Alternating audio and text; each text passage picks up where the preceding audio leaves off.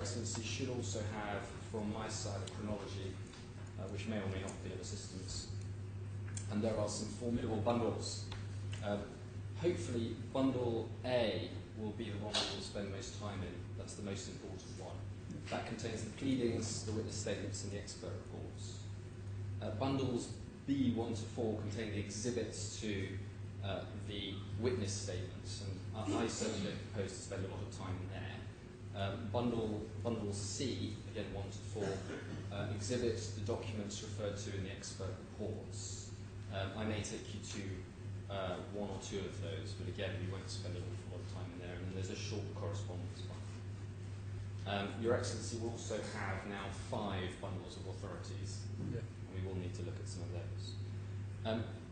There is one document in the bundles which my learned friend says should not be in the bundle and should come out. It is a letter from my expert, Dr. Al-Sawaf. And I'll just explain a little bit about that, because it might just be worth addressing that at the outset. The issue arises out of a point that is made in my learned friend's skeleton argument. That's his first skeleton argument, which was not raised before, and it goes to the question of forum non-convenience. The document itself is at, well, I'll take your Excellency to in a second, but the parties have obviously exchanged rather a lot of evidence about whether or not these courts or the Saudi courts are the more appropriate forum for this claim. That's the focus of the forum non-convenience issue. And in his skeleton argument, for the first time, my learned friend says that we have failed to show that the Saudi courts are available at all, that the Saudi courts would take jurisdiction. He says they might not take jurisdiction because my client is not based in Saudi Arabia, not registered there, and so there's no personal jurisdiction. And so he says there's no evidence that the Saudi courts would take jurisdiction. That's a new point. It's not been raised before in the arguments. And it arose like this, and I just got to show your Excellency 1 or 2 documents so I can show you how this issue arises. If your Excellency would just take up bundle A and turn please to tab 11. And this is the expert report of Dr. Hertog, which is the claimant's expert. And if we turn please to page 87 of the bundle, that's 10 of the report, and look then at paragraph 57, you'll see that there was an issue between the experts about whether in Saudi Arabia this claim would be heard in the Board of Grievances or in the Sharia courts. And so Dr. Hertog says, which cases end up in front of the Board of Grievances, this is at 57, is not entirely predictable. While it deals with many commercial cases, it is not forced to take on particular cases and has in the past claimed not to have jurisdiction on specific conflicts. This uncertainty in principle also applies to the case at hand here. Sharia courts remain default venue for legal disputes in Saudi Arabia, and the case could be litigated in such a court, even if it is commercial in nature. So we rather took that as... sorry to interrupt you. CMA has no tribunal market tribunal to hear any dispute in regard your client report. Yes, correct. It would not go in front of the Committee for the Resolution of Securities Disputes, CDSR, which is the place where proceedings have been brought against the claimants in Saudi Arabia to date. So the issue between the experts, as we had understood it, was would this claim be in the Sharia courts or would it be in the Board of Grievances, which is a particular dispute resolution forum in Saudi Arabia for resolving brackets commercial disputes.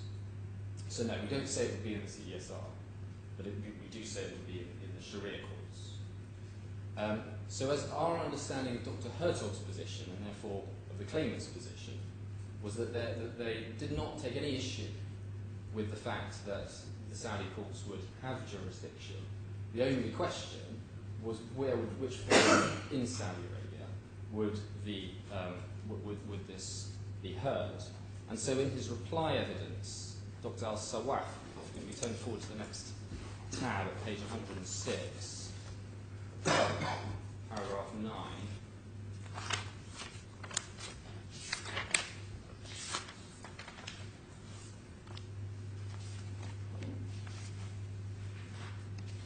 that's how Dr. al-Sawaf treats it. Paragraph 9, if you see at line 20 of the report, line 19. The claim of claimants is for damages due to defamation, negligence and misrepresentation or fraud. In fact, there isn't a fraud claim in this case. These are tort claims and must be filed in the Sharia court in Saudi Arabia. The Board of Grievances has jurisdiction over administrative matters involving government and public authorities and commercial disputes. However, such commercial jurisdiction is now to be lodged in the new commercial courts. They're in the process of being organised at present. And then he points out there's no contract or commercial relationship. So that's how the experts engaged with the issue. Not would the Saudi courts have jurisdiction at all, but where would it be in Saudi Arabia? Now, we did try to flush out. And you think the IFC court as a forum for this case or not? I don't know. I Even so, you don't know in Saudi Arabia and the IFC as well? No. Not much appropriate forum for the hearing. Yes, I say the most appropriate. Both parties are familiar with the laws and rules, regulations. Laws, rules, the tort happened there if it happened at all. It relates to a company which is Saudi Arabian. The report was about the governance of that company under the Saudi Arabian laws regulating company management, And the report, transaction, everything is conducted by English, not in Arabic, right? The report the original version is in English, that's correct. But obviously it has already been deployed in the courts in Saudi Arabia. Already there is a proceeding going on the... Not between the parties, but there is against the claimants, which, and the whole basis of the case in this court is that the courts and the regulatory authority, the CMA, are relying on the report itself. And it has been produced in the CDSR, the regulatory body in Saudi Arabia. That's correct. But all I'm just dealing with here is this point that is raised for the first time. My learned friend says, well, the defendants have to prove that the Saudi courts would take jurisdiction at all. And he says, well, there's no evidence about that. So looking at this, from these two reports and the way that the experts dealt with it, our understanding of the claimant's position was that there was no issue as to whether or not the Saudi courts would take jurisdiction. There was some issue, well, in fact there wasn't an issue, but there was some debate about where in Saudi Arabia, which court, which forum in Saudi Arabia would be appropriate. But now my learned friend takes in the skeleton arguments, makes the assertion that there is, therefore there's a hole in my case, is what he's saying. So we did, as I say, attempt to flush out what the case was exactly, because it wasn't spelt out in the evidence of the claimants. And so an email and a letter were exchanged, and if Your Excellency picks up tab bundle D and turns to tab 4,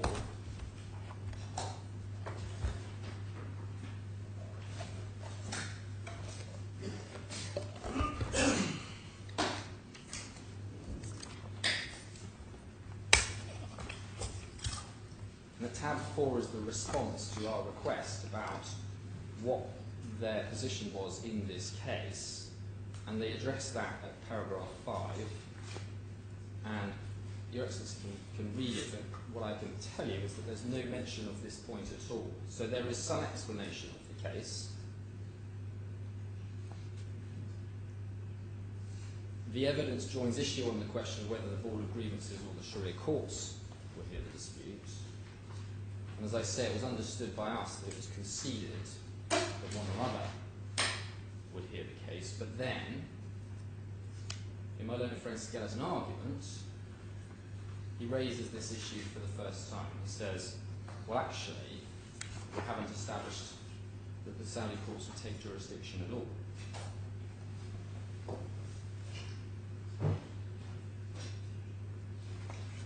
So it's in response to that, as fast as we could once we saw that skeleton argument, that we obtained a letter from Dr. Al-Sawaf, who's already an expert in this case, and that letter simply addresses, in very short terms, this point and confirms that the Saudi courts, in his view, would take jurisdiction, and he has experience of many of these sorts of claims. That letter is currently behind tab 12 in bundle A. At the end of that tab, page 116A to B.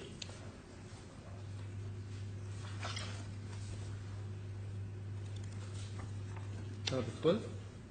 Behind tab 12, bundle A. Okay, and which page? 116 in the input. Now, what my learned friend says is that that should not be in the bundle. Your Excellency should not take that into account.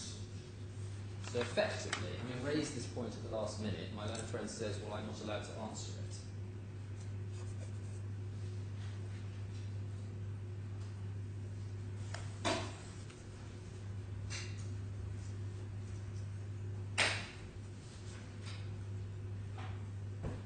What I say is that if there is an issue about this at all, and I say that there isn't, but if there is an issue about this, Your Excellency ought to have the material on which to make a decision about it. And that is why I asked Your Excellency to include that document in the bundle. It's a response to a point that's been raised on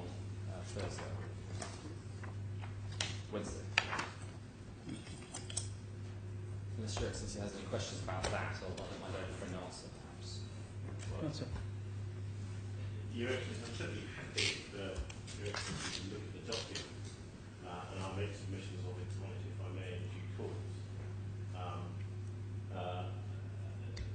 The sensible way of proceeding would be, my submission for you to look at it, but as a kind of reserve judgment on whether it should be formally admitted into evidence or not, until you've heard the full submissions from both sides. Mm-hmm. Yeah. I'm grateful for that. I hadn't understood that to be the position. I understood something slightly different. It's helpful. In which case, Your Excellency, I'll start the application. Then you can proceed with the application. I'm grateful.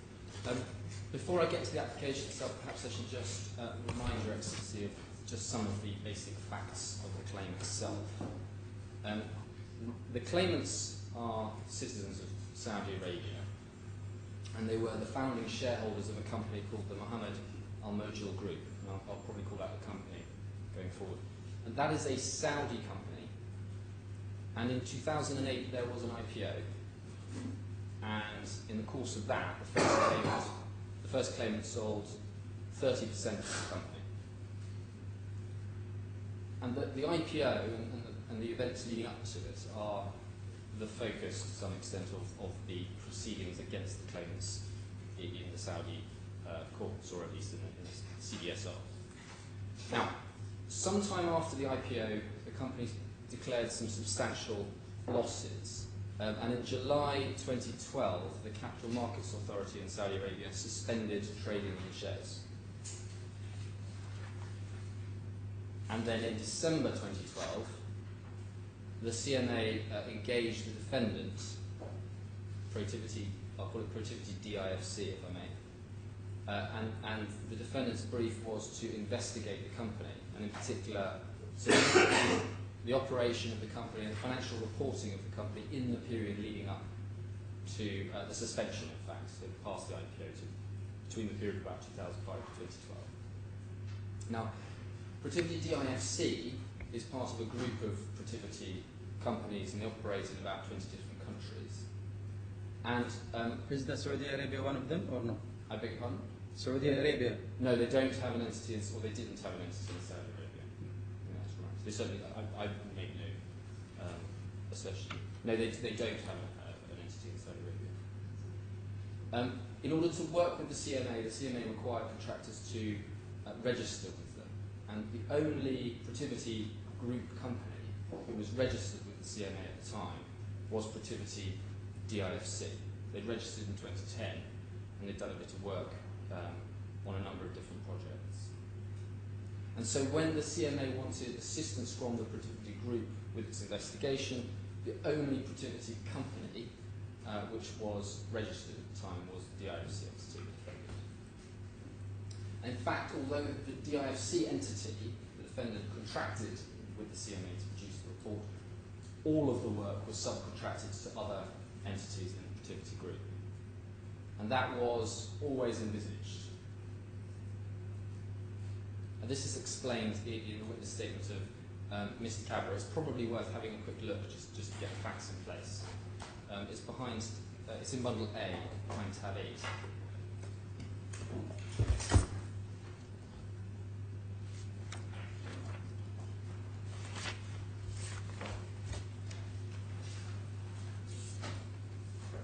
I can ask Rex, since he's turned please to page 55. I'm afraid we'll read every other paragraph, bits that aren't relevant to this issue. We start at paragraph 18. Mr. Cabra says, in fact, it was never intended that the work would be carried out by Protiviti DIFC. As is common within the Protiviti network, the consultancy contract was signed by one entity, Protiviti DIFC, and the work was then subcontracted to other firms in the network. In this instance, most of the work was subcontracted to Protiviti Kuwait and Protiviti UK via Protiviti USA. And then Article 20 of the consultancy contract provided the address of Protiviti Kuwait for all notices and correspondence. And if we go then to 20, it says, our proposal, which formed Annex 2 of the consultancy contract, identified the location from which the resources were to come. By resources, he means the people providing the services. Most of the individuals identified were based in Kuwait, with 3 in the UK. 2 were identified as being based in the UAE. Mr. Simon Paget and Mr. Robin Singh. Both were employed by Protiviti Abu Dhabi and were based in Abu Dhabi. And then over to page 22. Just in the middle of that paragraph, I'll just draw your attention to this. The 2 who did not end up working on the consultancy contract were George Turner from Protiviti UK and Robin Singh from Protiviti Abu Dhabi. So only one person in the UAE from the Protiviti group was actually working on the contract. And then at 24, the only work carried out in the UAE was the final review and sign-off. This was carried out by Mr. Simon Paget, who was employed by Protiviti Abu Dhabi and was based in Abu Dhabi. He signed off the work of the consultancy contract as being required, that to be done by Director of Forensic Services. And he was the only one with that title. And Mr. Paget... But CMA appoint the DIFC company, correct? Correct. So they contracted with the DIFC company, but then all of the work is contracted out to other Protiviti companies. And all of it, save for one small aspect, is done outside, in fact, the whole of the UAE. There's nothing done in the DIFC.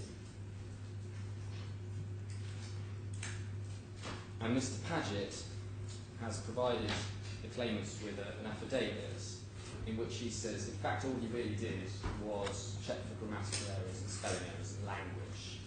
So his sole input was really a spell check and just a sign off. The investigation itself took place in Saudi Arabia. By CMA? The investigation was conducted by CMA? By CMA and the Protiviti employees from the other. Based on your client or based on defendant report? That investigation started? So the report is the product of the investigation. So what happened is that the contract was for the Protiviti group employees to go into Saudi Arabia to investigate the company with dealings and then produce the report with a view to the report being used in regulatory proceedings against the claimants and various other defendants. And as I've said, the report was produced and then signed off by Mr. Paget, who worked for Protiviti Abu Dhabi. And then it was sent, and this is potentially important, from Protiviti Kuwait to the CMA by email and was hand-delivered in hard copy in Saudi Arabia.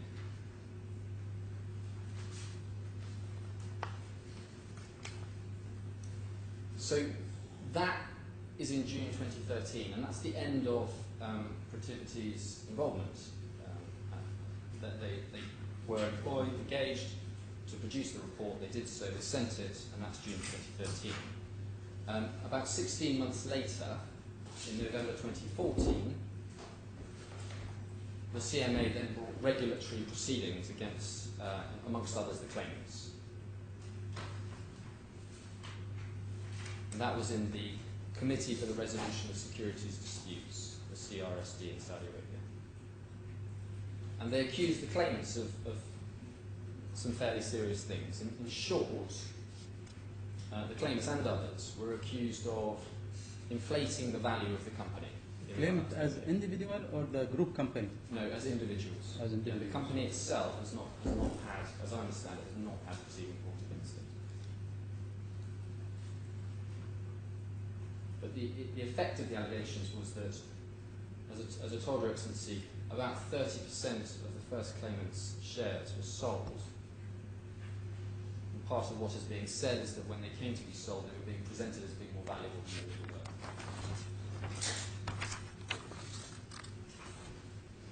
And in response to these proceedings, the committee, it's the CRSD, imposed sanctions on the claimants personally. They imposed sanctions on various other defendants to those proceedings as well. I'll just tell you about the claimants. Both of the claimants received a travel ban. From Saudi court? Yes, so they can't leave Saudi Arabia. They're currently in the UAE, but if they go back in, they say they're subject to a travel ban, they won't be able to leave again. And in relation to the first claimant, not the second claimant, in relation to the first claimant, his assets were effectively frozen up to the value of 1.56 billion riyal.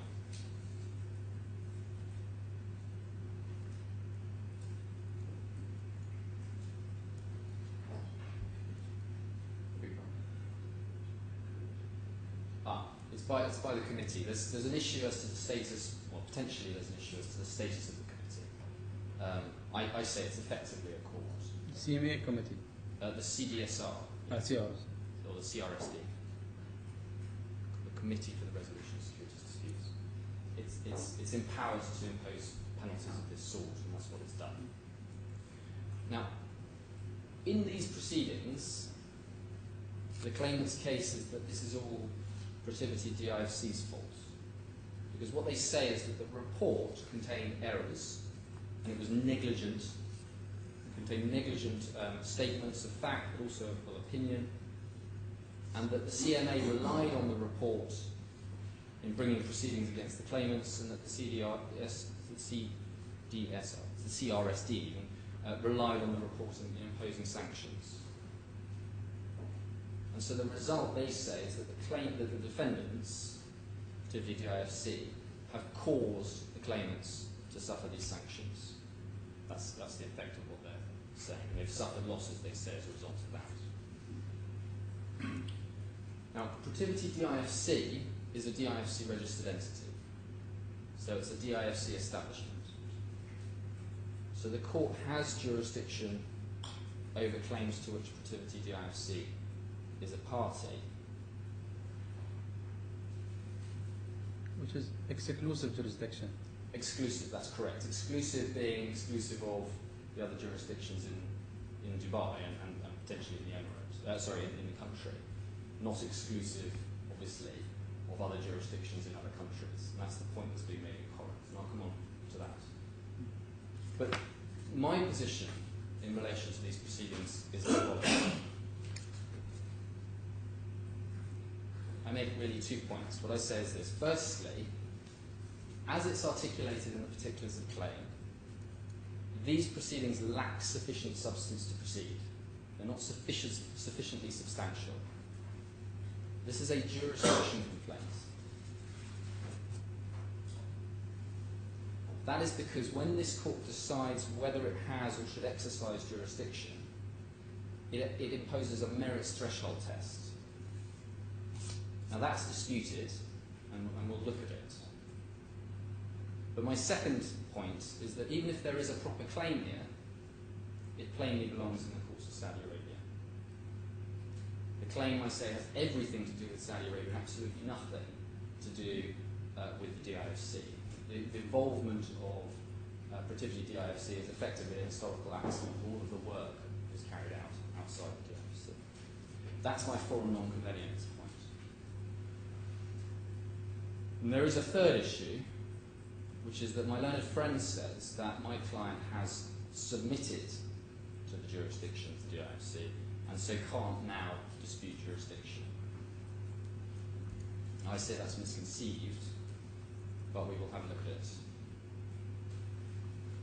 So if I can start with my first stage, if I may, what I call the merits test stage. And as I say, my position is that the claim is not sufficiently arguable for the courts to have or to exercise jurisdiction. I'll come on to exactly which of those options is the right one in a moment. What my learned friend says is, well, what we've articulated in our evidence is the test for striking out a claim. So what we must be doing is applying for a strikeout, but we're not. This isn't a strikeout application. This is an application. This is a jurisdiction complaint, plain and simple. And I say it's quite difficult to understand how there can really be any real confusion about this. I better show you, Your Excellency, because there is a dispute about it, how the application is advanced. If I can ask Your Excellency to please turn to tab 7 of Bundle A.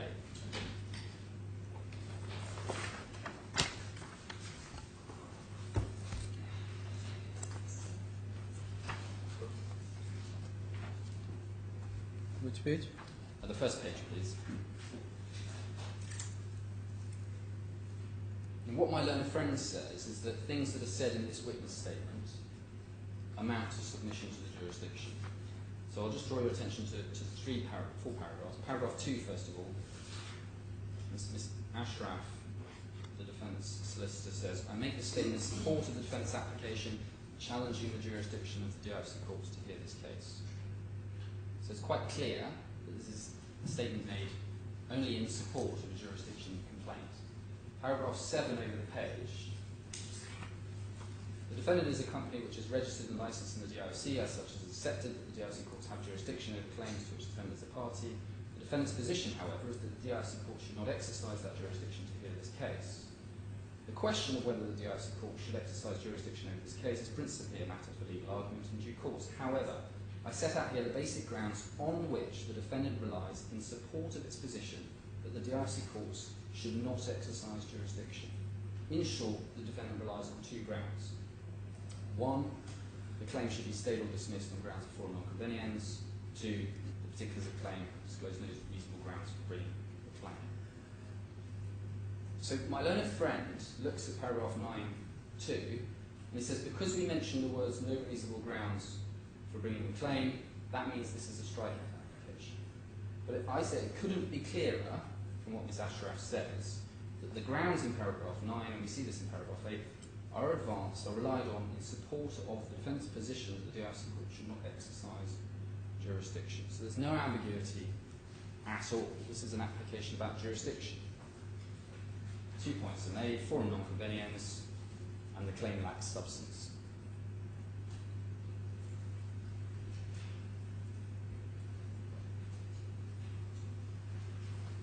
I'm going to deal with the claim lacks substance first. And what I say, and again this is in dispute, is that when looking at the jurisdiction phase, the court does apply a threshold merits test in deciding whether or not it has or whether it should exercise jurisdiction. It does look at whether the case is sufficiently substantial to advance. And we see that in 2 cases in this court. So sorry. I'll show Your Excellency those, if I may. They are both in the Defendant's Authorities Bundle number 1.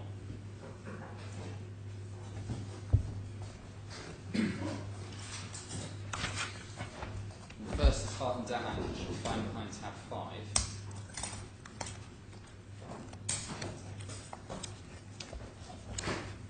This is the decision of Justice Sir Anthony Coleman, the Deputy Chief Justice, and I'll just show you, Excellency, one paragraph of that. Page 17, paragraph 60.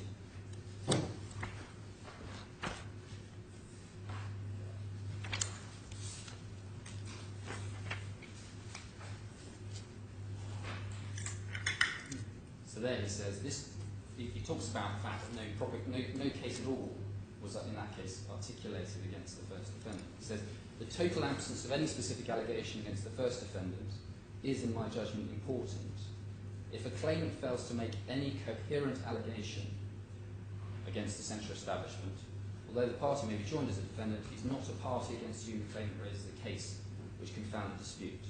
All he's done is put a name on the DIFC court's claim form and nothing else. In those circumstances, no dispute involving the defendant has been properly identified, and DIFC courts do not have jurisdiction under Article 5, page 1 to do more than strike out the claim against the party. Where there is no formulated claim, there is nothing which engages the court's jurisdiction. So he puts the test there in terms of deciding whether there's coherent allegations, and if there aren't, he says there is no jurisdiction. There's a slightly different analysis in the Al-Kharafi case, which is the next one in the bundle, tab 6.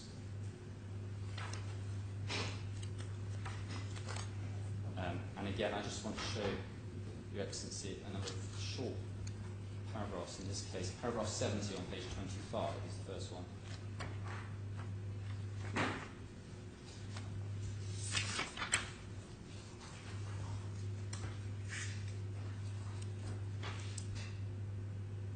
We start at paragraph 70.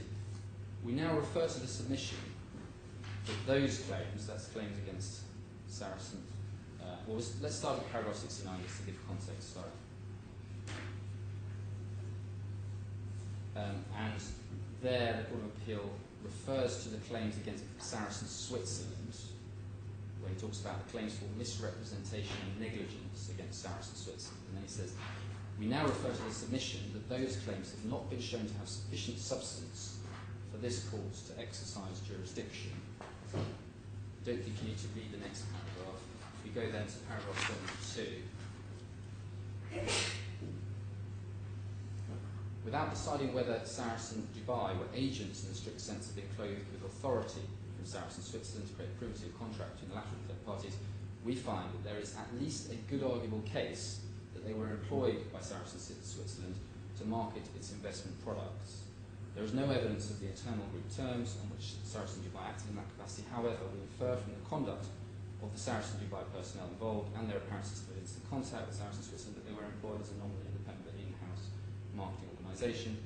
And then they say, in that capacity as an independent contractor, their conduct in relation to the marketing of these products could not give rise to the precarious liability of Saracen Switzerland in the strict sense. However, if the defective conduct had been specifically authorised by Saracen Switzerland to the effect that misrepresentations of non-disclosure of risk were specifically authorised, Saracen Switzerland could incur liability as a principal tortfeasor whose tortious conduct had been delegated to Saracen Dubai. That would be the position in English law. There is, however, no evidence as to the position of Swiss law, which could apply if the law and jurisdiction clause were binding. Accordingly, on that hypothesis, it is permissible for this court to presume for present purposes that Swiss law is the same as DIFC law and English law, and on that basis to conclude that the claim against Saracen Switzerland is shown to have sufficient substance for this court to exercise jurisdiction, provided that one of the jurisdictional gateways is engaged. So, note there that the court is saying that provided one of the jurisdictional gateways is engaged, nevertheless, you have to look at whether there is sufficient substance for the courts to exercise jurisdiction. Now, in his most recent skeleton argument, my learned friend says, actually, this is all about, this test of being whether there's a good arguable case, is all about whether the gateway is engaged. But it's clear, I say, from this paragraph, that this test is looking at a different issue. This is looking at the quality of the case. Because they're saying, this case has sufficient substance to proceed, so long as you solve the problem of the gateway. So they're not dealing with the gateway, they're dealing with the substance of the case.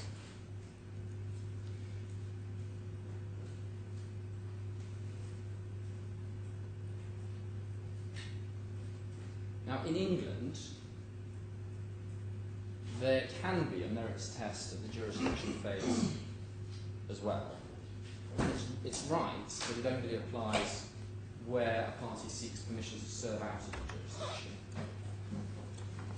But there's no requirement for service out in the DIFC. So if there's a merits test at all in the DIFC, it either always applies or it never applies. And as I say, Al-Karafi tells us that there is this merits test at this stage, and therefore I say it always applies. Now in England, when the test applies, the test is the same as the test for immediate judgment. The court is looking at whether there's a real prospect of success.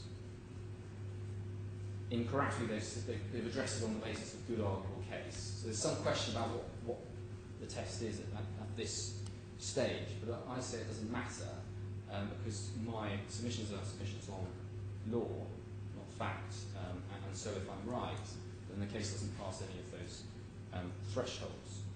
And there's also a question about whether, if the claim doesn't pass the test at this stage, what the effect of that is. Does the court lack jurisdiction? That's what I showed Your Excellency in Hart Down. Or is it the case that the court just shouldn't exercise its jurisdiction, which appears to be how it's put in Karafi? It probably makes no difference in this case. I don't think it's been suggested that it necessarily does. And the other thing to take away from Karafi is that it's important that in deciding this, the court can assume that DIFC and Saudi law are the same unless there's evidence to the contrary. Now that's disputed in this case, but that is how the issue was addressed in the Karafi case. And as we've seen, that was a case which involved allegations of negligence and misrepresentation. Everybody agreed that in that case Swiss law applied. There was no evidence of Swiss law before the court on those issues, and so the court approached it on the basis that Swiss law, unless somebody showed them otherwise, was the same as the IFC law. So I say that is a legitimate approach to take in this case. Your Excellency can assume, albeit everybody agrees that Saudi law applies, Your Excellency can assume it's the same as the IFC law unless somebody shows you something which says different at this stage. And my learned friend disagrees with that, and I'll hear what he says about that, perhaps reply later. Now in this case, I say the case is not arguable, doesn't satisfy the threshold substance test for two basic reasons. First of all, you can't sue a witness or an investigator for losses which arise out of their evidence in court proceedings. There's an immunity for policy reasons. That's the position under English law, and so that's the position I say under DIFC law. And so the court assumes that's the position under Saudi law, and there's no evidence to contradict that. And the second point, I'll explain that in a minute. The second point is that I say if you look at the losses which the claimants allege, they failed to show losses for which the defendant could arguably be responsible. A lot of the losses, for example, are losses which are said to be suffered by companies under their control. And those wouldn't be recoverable, those would be claimed by the companies, not by the claimants. So I'll deal with those those two issues briefly now, if I may. The first issue, as I've said, is immunity. The position in England is that you can't sue a witness in proceedings for the evidence that they give. A witness is immune from suit from everyone, in fact. If he has a client who's an expert, for example, sorry, it doesn't apply to experts at the moment, but he can't be sued by the party for whom he gives evidence. He can't be sued by the opposing party or by third parties. And that was true for expert witnesses, but that recently changed in a case in the English Supreme Court. And I better show you, Excellency, that case because it does explain a little bit about this issue of immunity. It's in my second bundle of authorities at tab 29.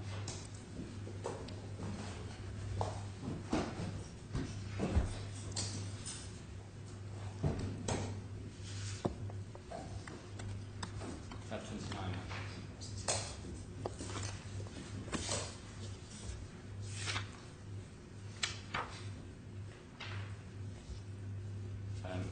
I'm just showing you the passage from the speech of Lord Collins. It's not the leading speeches. I think it's helpful. It's at page 423 of the report, paragraph 70. I think I'm wrong bundle. This is This should be the defendant's legal authorities bundle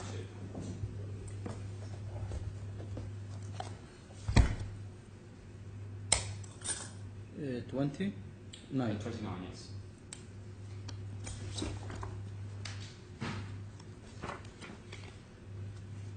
Okay, John and Kevin. Right? Page 423. Yes, it's Jones and Caney. And this was the case in which the Supreme Court said, although up to then, an expert witness couldn't be sued by their client for things they said in their evidence, it removed that immunity. That's for expert witnesses being just sued by their client. Can you repeat the page, please? Of course, it's 423 at the top right, in paragraph 71.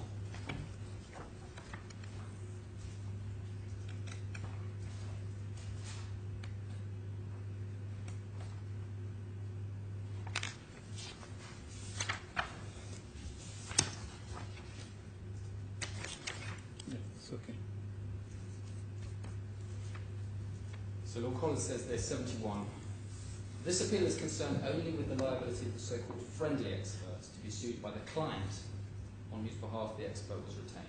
Facts raised directly only liability to be sued for out-of-court statements, but any immunity in relation to such statements is a necessary concomitant of the immunity for things said in court, and the same principles must apply to each.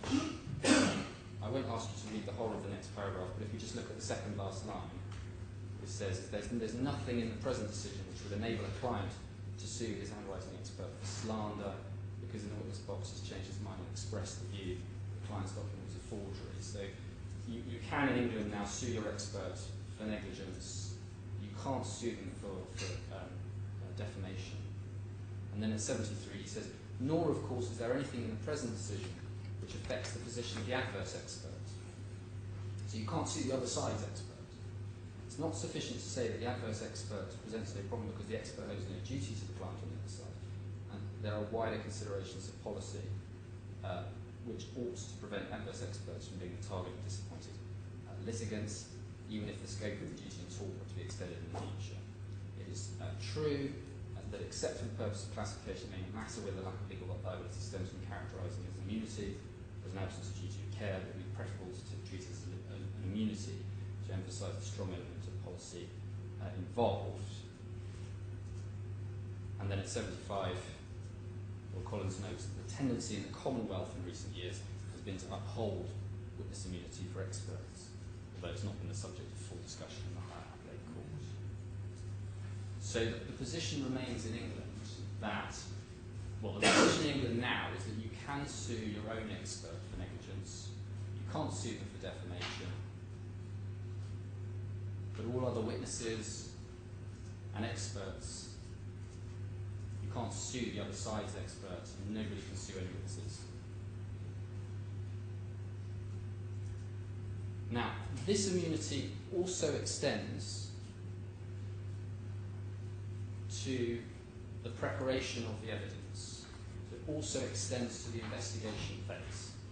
Because otherwise, you could say, well, the witness told a lie in the box, or the witness said something negligently in the witness box. I can't sue them for that, so what I'm going to do is go and sue them for the witness statement that they gave before it went into the proceedings, or for the draft witness statement sometime back. So the point is you can't avoid the rule by going back in time and suing on documents that were produced at an earlier stage.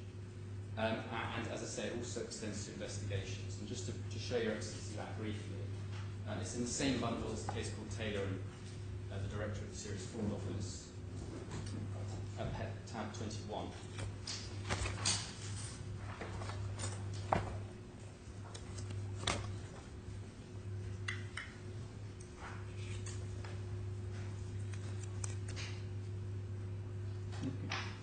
And it's at page 214.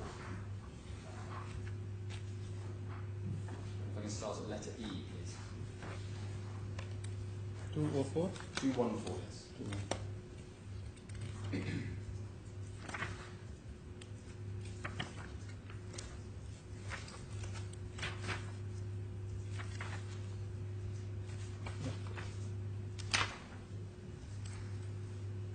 So we're talking about the extent of this immunity. What does it cover? 214E. Lord Hoffman says this: approaching the matter on this basis, I find it impossible to identify any rational principle which would confine the immunity of out-of-court statements to persons who are subsequently called as witnesses. The policy of the immunity is to enable people to speak freely without fear of being sued, whether successfully or not. If this object is to be achieved, the person in question must know at the time he speaks whether or not the immunity will attach. If it depends upon the contingencies or whether he will be called as a witness, the value of the immunity is destroyed. At the time of the investigation, it's often unclear whether any crime has been committed at all. Persons assisting the police with their inquiries may not be able to give any admissible evidence. For example, their information may be hearsay, but nonetheless valuable for the purposes of the investigation.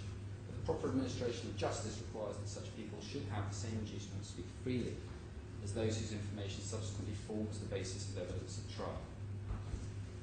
When one turns to the position of investigators, it seems to me that the same degree of necessity applies. It would be an incoherent rule which gave a potential witness immunity in respect of the statements which he made to the investigator, but offered no similar immunity to the investigator if he passed that information to a colleague engaged in the investigation or put it to another potential witness. In my view, it is necessary for the administration of justice that investigators should be able to exchange information, theories and hypotheses among themselves and to put them to other persons assisting in the inquiry without fear of being sued if such statements are disclosed in the course of these proceedings, in the course of the proceedings.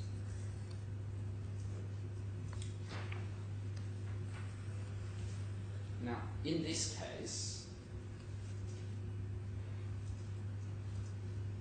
the claimants complain about the report. The report which was produced to support, and which was advanced, it said, to support the prosecution in regulatory proceedings of the claimants in Saudi Arabia. So the way the claim is put is to say that my clients made the report, made various statements in the report about the claimants and about the company. Those statements were wrong. They led the CMA to think that the claimants had done something wrong and therefore start proceedings against them. And that report was used in those proceedings. So this is about a report with a possible, effectively, regulatory prosecution in mind, which is used in those proceedings, and therefore would be subject to this immunity.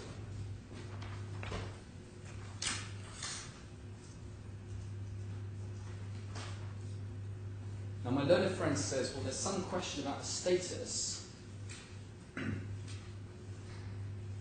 the committee for the Resolution of Securities Disputes. It might not be a judicial body, and immunity only applies to evidence given to bodies which act like courts. You have to show that the tribunal concerned has similar attributes to a court. That's effectively the test. And that, he says, hasn't been established. Which is again under Saudi law. Under Saudi law, yeah, that's right. But ultimately, it's a question of fact for this court as to what kind of court, what kind of forum is the committee? Is it like a court? Does it have a judicial function, or is it something else? My learned friend says, well, it hasn't been shown that it's like a court or sufficiently like a court to attract this kind of immunity. But what I say is that actually the attributes of the committee aren't an issue at all.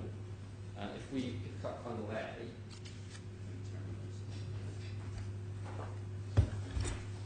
and turn to tab 9, and this is the second claim's own description of the committee, page 65.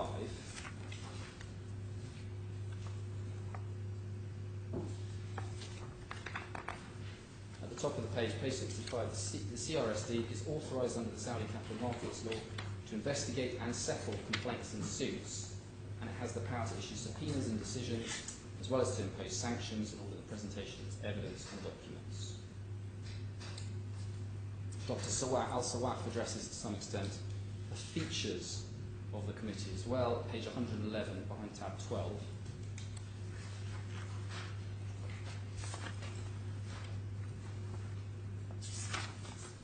About halfway down the page, line 10 of the report,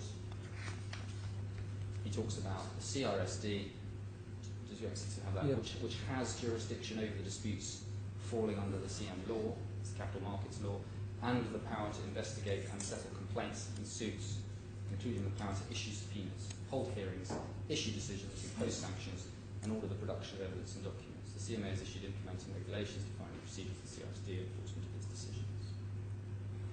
So I say it's clearly a judicial tribunal. My own friend's evidence is sometimes described as a quasi-judicial body, but it's judicial in the sense that it hears disputes, hears complaints, it can subpoena people, require them to come and give evidence, it can make decisions, impose sanctions, and order the production of evidence and documents. It acts like a court. So this is, I say clearly, the kind of tribunal in respect of which evidence given in that tribunal would, if Saudi law is the same as the IFC law, attract immunity. So this claim wouldn't run in England, let's say. And there's nothing that Your Excellency has before you to say why the position is different in Saudi Arabia, how this kind of claim could get off the ground in Saudi Arabia. There's no explanation of how the law differs there to allow this kind of action. So that's my first basic reason why, fundamentally, this claim lacks substance, because it's all about suing my clients, but effectively for evidence that they gave. The second point that I make is that there is no arguable loss, which is articulated, which can be traced back to the alleged tort, which can be blamed on my clients. And the first point to make is that all of the loss is said to have been caused by actions taken, sanctions imposed by the committee. And in fact, part of my learned friend's case is that some of it has been caused by the misinterpretation of sanctions imposed by the committee.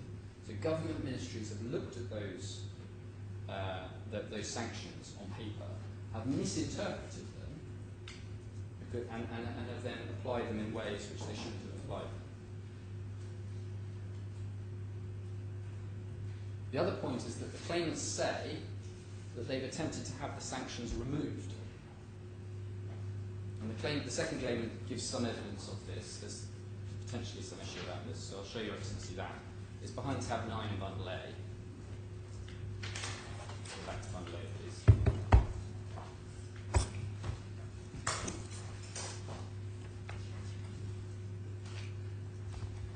We can take it up at page 66, please, paragraph 24.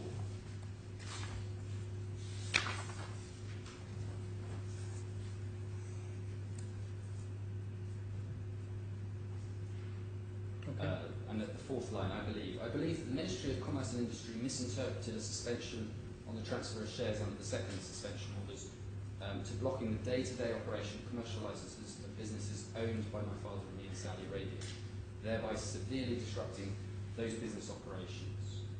To date, the Ministry of Commerce and Industry has rejected our appeals to lift these wrongful suspensions and the activities of those businesses. So there's been a challenge directly to the Ministry to change their mind, but that's been rejected. And then, if we turn forward please to page 70, on the top of the page, the final sentence of the first paragraph just records the fact that today the CRSD has rejected requests to lift the suspension orders. And at 71, paragraph B, the final sentence, to date the Ministry of Commerce and Industry has rejected our appeals to lift these wrongful suspension orders, wrongful suspensions of the trading activities of the business. And at page 72, paragraph 36 at the end, to date the CRSD has rejected our proposals to lift the travel ban order. So there has been some attempt to have these sanctions removed in Saudi Arabia. They've all been rejected. The claimants have had an opportunity to explain why it is that the report was wrong, why it is that the allegations are wrong, and they haven't succeeded in overturning those sanctions. And so what they do now is they attack my clients and effectively say the sanctions have been wrongly applied. So ultimately this is an attack on court process in Saudi Arabia. But at the least, the actions of the CMA, the actions of the committee, and the actions of the government ministry who misinterpreted those sanctions all stand between my clients and the ultimate penalty. There's a series of events which my clients have had no control over, which I would say break any chain of causation that there could be.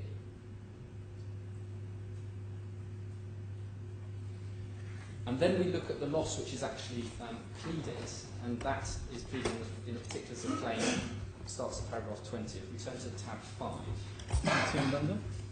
It's tab 5, page 39.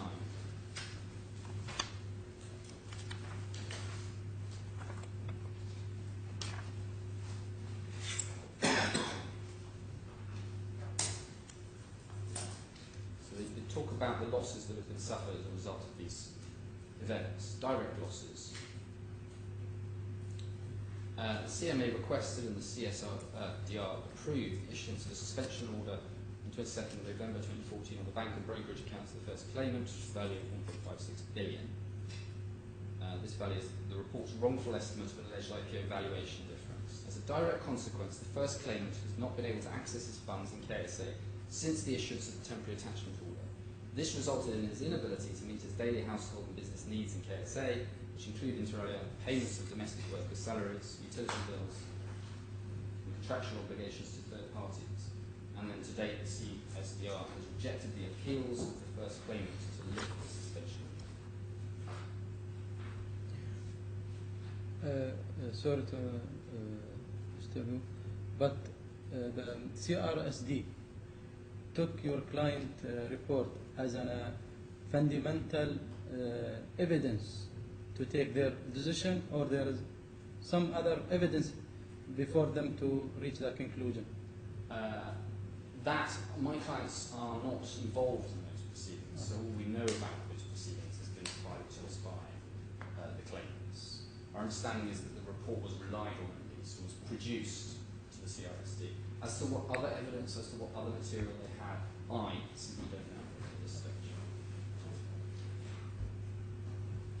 But the point I'm making here is that the allegation, if we're going through the losses that are asserted, the allegation here is that the freezing of the assets has meant that the first claimant can't pay certain bills. Now that in itself is not a loss. The same sort of allegation is made in paragraph B. Notwithstanding the above, there's a balance of 10 million blocked in the accounts of Saudi Arabia based on the suspension order. This is the first claimant again. As a result, the first claimant, among other things, which will be fully particularised once a copy of the report has been delivered up, was unable to pay for bank interest expenses estimated at 837,500 a month, daily expenses. The amount of 10 million is claimed in damage and loss incurred by the first claimant. Firstly, it said, well, this claim will be particularised when the report is delivered up. What the losses have got to do with the report is very difficult to understand. It ought to be particularised here. The point I'm making here is that there are allegations that he's been unable to pay bills, but where is the loss that flows from that? It's not explained at all, not even alleged. It's just an unquantified sum of 10 million just placed there. In the next paragraph, the first claimant entered into a sale agreement prior to the freeze order issued for land in Saudi Arabia, against which he received a down payment of 2.5 million. This amount was fully discharged in the day-to-day business requirements of the company. Due to the suspension order, the first claimant is at risk of having to return to the buyer 2.5 million from other sources if the title deed transfer is not completed. So he claims the 2.5 million. Well, if a land transaction fails, your loss is the difference in value between the land and the price. If you're going to sell the land for its value, your net position is the same, because you have to give the money back, but you keep the land. So unless you're selling it for more than it's worth, there's no loss. At the least there's no loss as explained here. And then at D, the claimants additionally claim the sum of 25,000 for demurrage costs in connection with another company.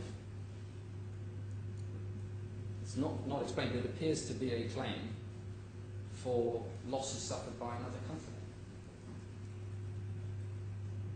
So it's the company, not the claimants who suffered loss. You can't claim for losses suffered by companies that you own. That's a fairly, well, it's the primary position I'm pretty sure it is. The particulars of the claim then go on in paragraph 121 to say the claimants will in due course further particularise the losses by serving an appendix, which hasn't been served, not been explained, and that's point has been added.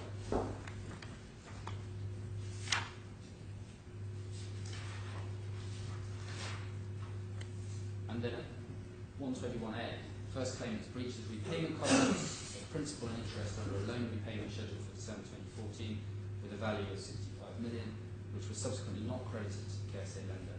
The first claimant is at risk of further breaching the repayment of principal and interest with a total value of 350 million if the freeze is not lifted. The personal pledges and promissory notes signed by the claimants Arab National Bank can demand payment of such collateral due to the covenant breaches.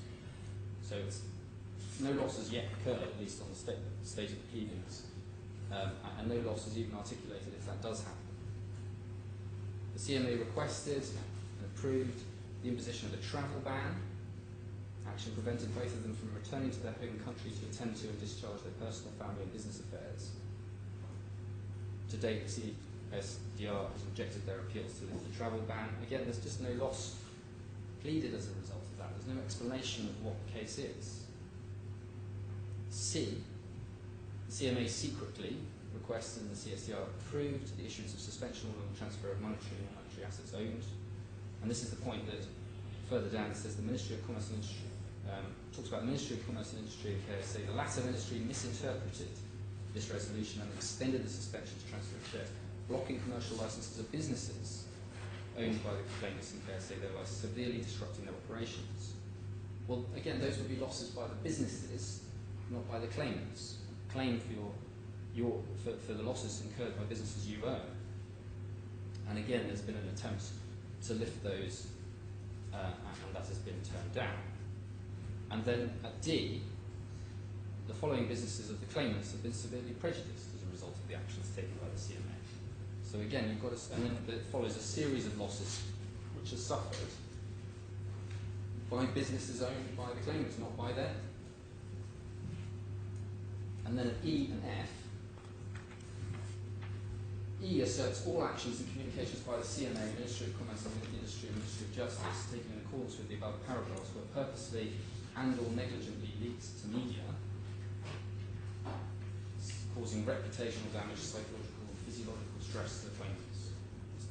Not asserted that it's leaked by Protiviti. There's no case that Protiviti has been going around disseminating this material. But E and F also asserts a loss of reputation claim. And those are claims which would have to be advanced only in defamation. And there's no explanation of how the Saudi law of defamation works at all. There's no enacted DIFC law of defamation. Obviously, defamation in the UAE is a criminal law, so it's a criminal offence, so it's possible that the criminal law defamation covers the issue. But I say, even if there is a proper defamation claim here, it's subject to the immunity which I've described.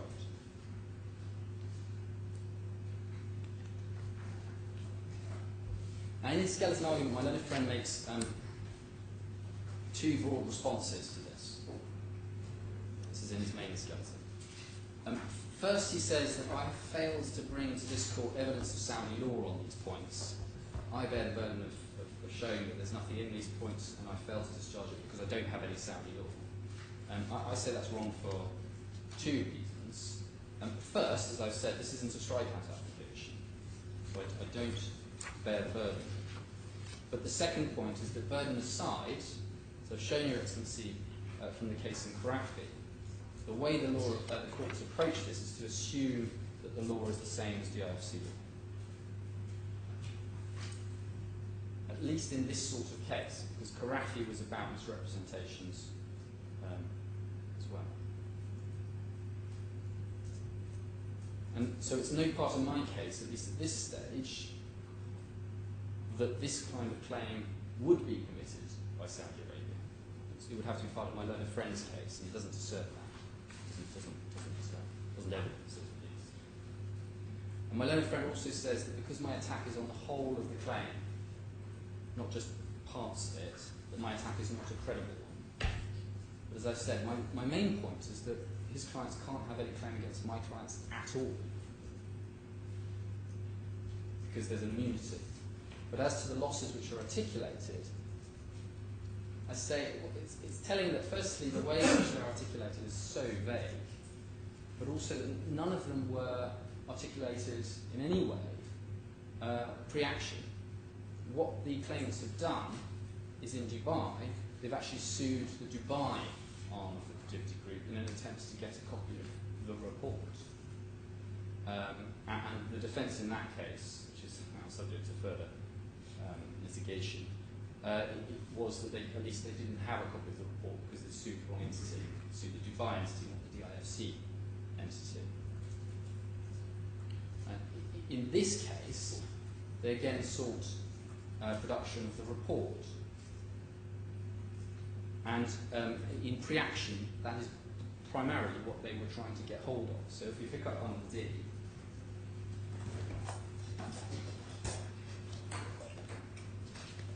behind tab 1,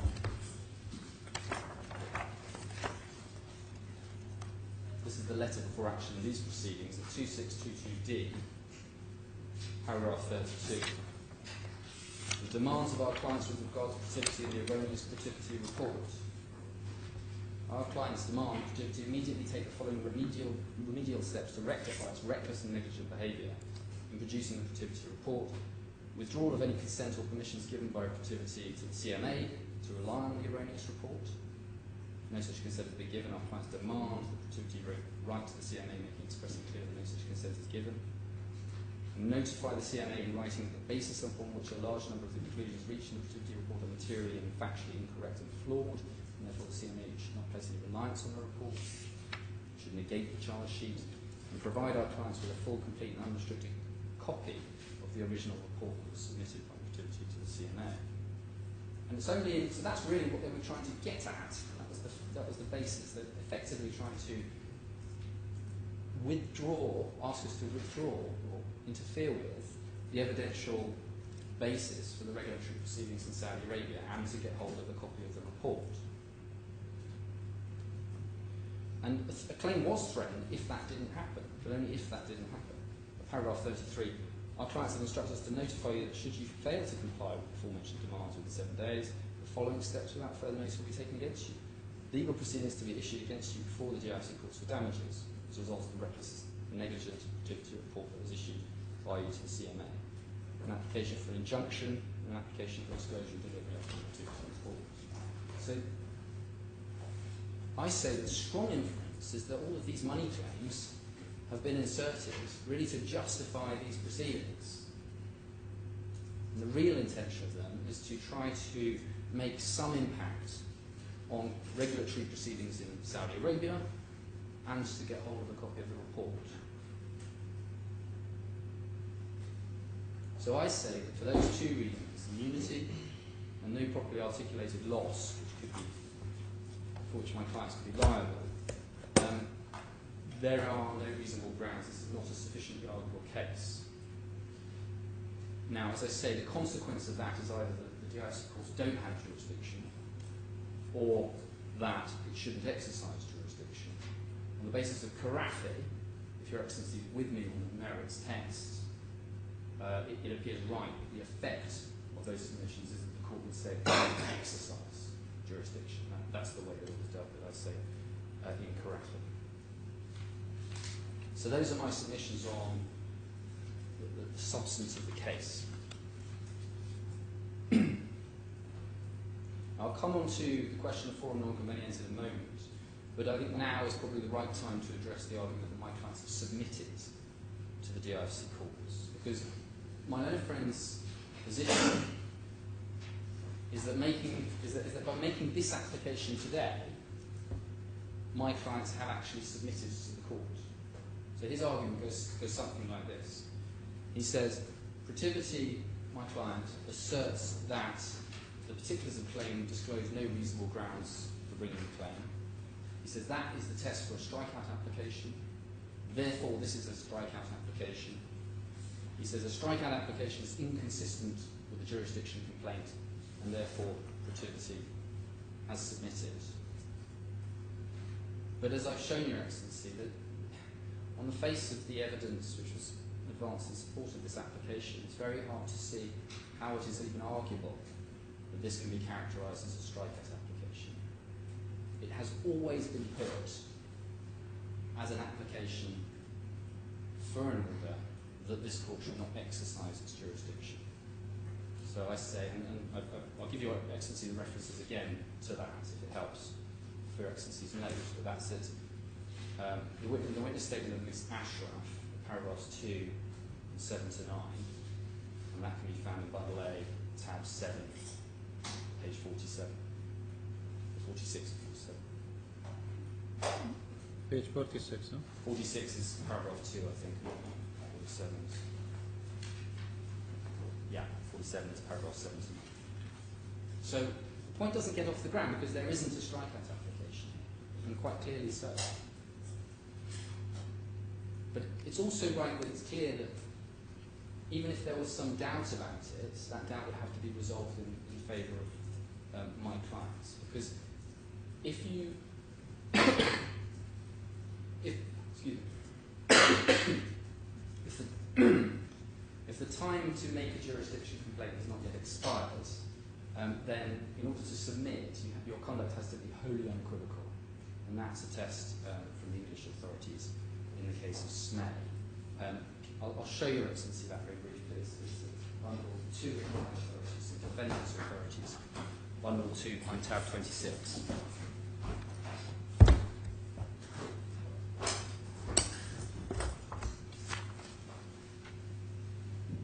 And again, I'm just going to show Your Excellency one paragraph, I think it was of this. Two short paragraphs. If Your Excellency goes, please, to page, bottom right, you'll see page numbers, on tab 26, it's page 4, in paragraph 41. It seems to me that when a defendant has complied with CPR Part 11, that's the equivalent to Part 12, that's here, with a view to challenging the jurisdiction of the court and the time for making his application under 11.4 has not yet expired, and any conduct on his part said to amount to a submission to the jurisdiction and therefore a waiver of that right of challenge must be wholly unequivocal. And then quotes from a decision of Sir Anthony Coleman. But if I could just take Your Excellency to one passage from that, G on this page. He says there, do you see that? There will be an effective waiver. There will be an effective waiver or submission to the jurisdiction only where the step relied upon as a waiver or a submission to the jurisdiction cannot be explained except on the assumption that the party in question accepts that the court should be given jurisdiction. If the step relied on, although consistent with the acceptance of jurisdiction as a step which can be explained also because it was necessarily useful for some other purpose, some purpose other than acceptance of the jurisdiction, there will on the authorities be no submission.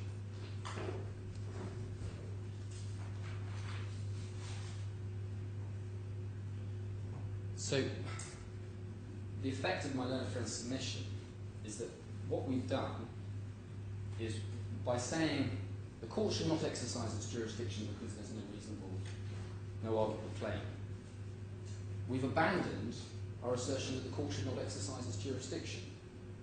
It just doesn't make sense. You can, in the right circumstances, waive objections or submit in England to the jurisdiction of the English court by making a strikeout application, because you're asking the court to decide on the merits in a way which will produce a judgment which has res judicata effect. In this court, you can't submit to the jurisdiction in the same way that you can in England, because it's a court of statutory jurisdiction. So you can't create jurisdiction if the court doesn't have it. You can waive objections to the court exercising jurisdiction. That's right, you can do that. But you can't waive objections to the court exercising jurisdiction by saying the court shouldn't exercise jurisdiction. You can't look at my reasons for that and elevate it to a different kind of application. And if I'm wrong, say I'm wrong and there's no merits test whatsoever at the jurisdiction phase, well then that limb of my argument simply falls away. It doesn't turn my application into a strikeout. At all stages, my application is an application for an order that this court shouldn't exercise jurisdiction. That's clear from the documentation. So I say that this argument about submission is just misconceived.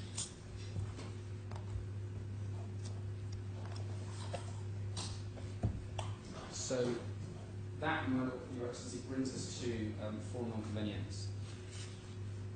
As I said, that only arises, although I'd ask Your Excellency to make findings on it anyway, and if you agree with me on the first part, that only arises if there is a claim here which has sufficient substance. As I've said, my position is that this is a claim which, I say plainly, belongs in Saudi Arabia. It's got everything to do with Saudi Arabia, nothing other than the registration of the defendant here to do with the DIFC. There's no doubt that the principle of forum non-convenience does apply in the DIFC, and that's been confirmed in a number of cases. The first one was the Corinth and Barclays Bank case, and I'll show Your Excellency how this has been approached in some of the other cases as well, if I may, a little bit later on.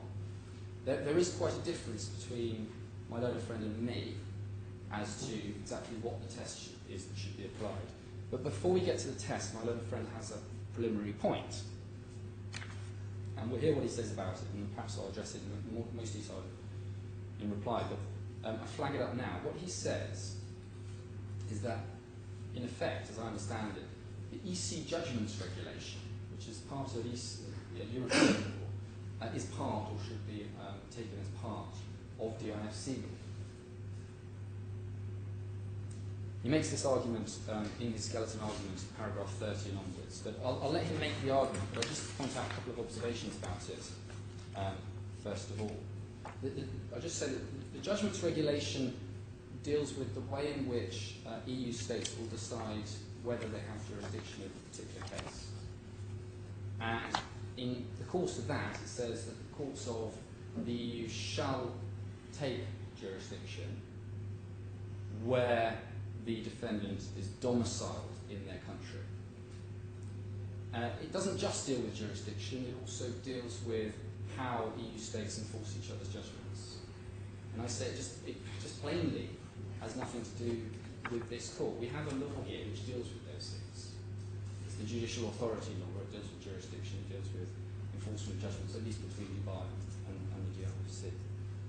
So there's no gap which needs to be filled by the EC judgments regulation. It doesn't make a lot of sense for this court to have regards to ultimately treaty obligations in respect of treaties to which this country is not a party. But what he does is my learned friend says, well, as a result of that convention, the forum non-convenience principle in the European Union has died a death, really, because where you have a party who's domiciled in an EU state, the EU state can't refuse to hear the case.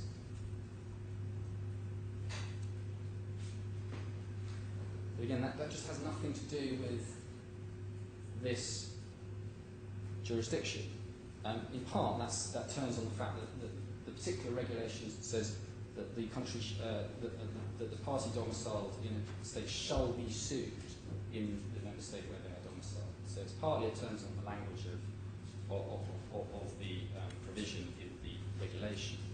And there's nothing like that in the DIFC. And all the gateways in the DIFC come under the same preamble, that the DIFC court shall have exclusive jurisdiction where the gateway applies. So if any one of them is mandatory and therefore prohibits the use of foreign non-convenience, then they all would.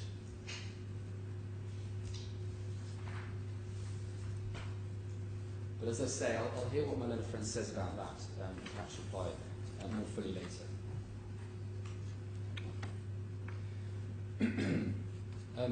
So if you do apply the full non-convenience approach, what is the test? My learned friend says, well, there's a more restrictive, there are choices. In England we have a test which flows from a case called the Spiliada. But he says in Australia the test is somewhat more restrictive than that. And in America the test is even more restrictive again. And so he says, well, you should go for the more restrictive test. What I say is that the test has, in fact, the question of forum non-convenience has been addressed in a number of cases in this court, and in all of those cases they've approached it on the basis that the Spiliada principles apply. I'll just show Your Excellency 3 short passages from 3 cases, if I may, in my first authorities bundle. The first is the Allianz case at tab 8.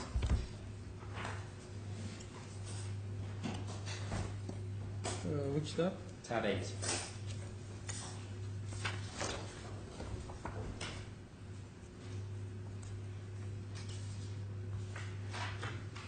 That was the case where His Excellency Judge Ali Al-Muftani decided that if the competing jurisdictions are within the UAE, then there's no forum non-convenience test at all.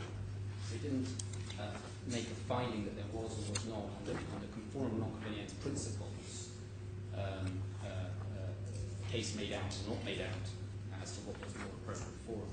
But it's quite clear he did approach the question as if it was governed by forum as if it was governed by Spiliada principles. If we turn to page 15, we see that at paragraph 51.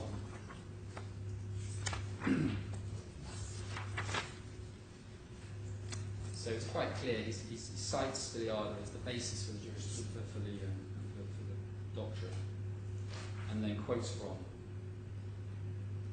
the decision.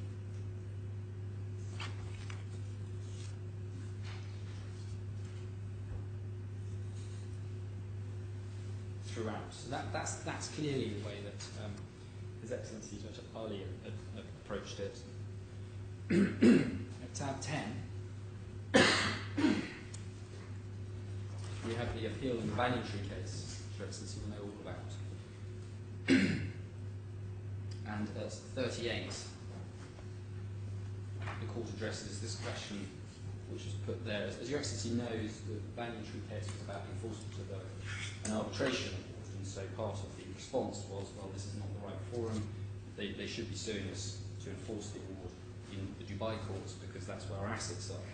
And the response to that, as in England, is that you can only the enforcing court can enforce the court an award in their jurisdiction, so there's no issue of forum non-convenience. But again, at paragraph 38, it's quite clear that the Court of Appeal had a mind to the principles as they are described in Spiliada. So it's applying the English approach. And then at tab 11, there's a decision of His Honour Justice David Steele in the Standard Chartered Bank case, and on page 3 of that, we see at paragraph 9, again,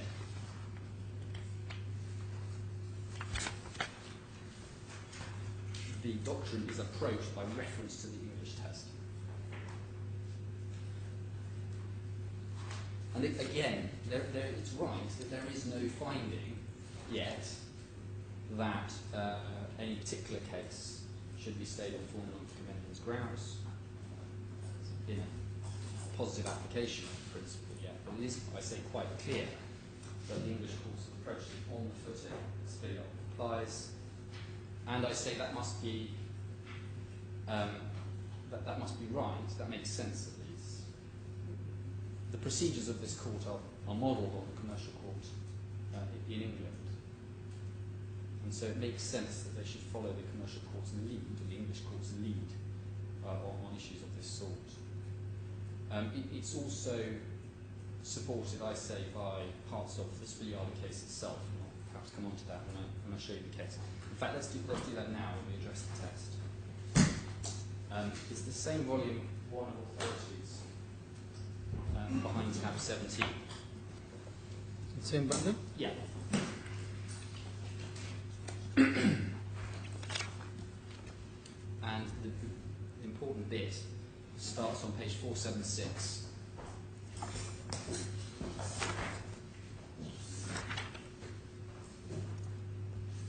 And it's worth taking just a little bit of time over this because there is at least some disagreement between my learner friend and me about exactly what the nature of the test is. So this comes from the statement of Lord Gough, and the relevant passage starts at A,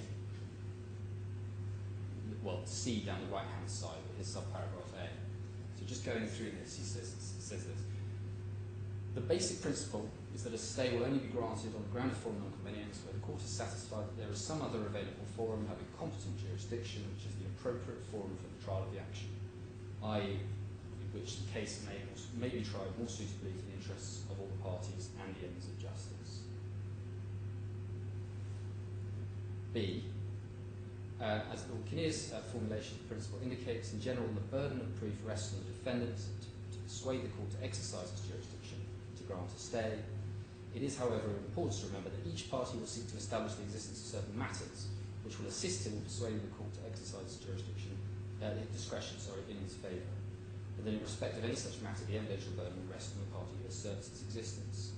Furthermore, if the court is satisfied that there is another available forum which is prima facie the appropriate forum for the trial of the action, the burden will then shift to the claimant, plaintiff, to show that there are special circumstances by reason of which justice requires that the trial should nevertheless take place in this country. The question being whether there is some other forum which is the appropriate forum for the trial of the action, it is pertinent to ask whether the fact that the plaintiff has, ex hypothesi, found a jurisdiction as of right in accordance with the law of this country of itself gives the plaintiff an advantage in the sense that the English court will not likely disturb jurisdiction so established. Such indeed appears to be the law in the United States, where the court hesitates to disturb the plaintiff's choice of forum and will not do so unless the balance of factors is strongly in favour of the defendant. And the cases there cited, cases, and also in Canada, where it has been stated that unless the balance is strongly in favour of the defendant, the plaintiff's choice of forum should rarely be disturbed. This is strong language. However, the United States and Canada are both federal states, and where the choice is between competing jurisdictions within a federal state, it is readily understandable that a strong preference should be given to the forum chosen by the plaintiff upon which jurisdiction has been conferred by the Constitution of the country, which includes both alternative jurisdictions. So just pausing there, that offers some explanation for why, when we're dealing with foreign non-convenience as it applies to another, a choice between this court and another court outside the UAE, the Spiliada principles are preferable.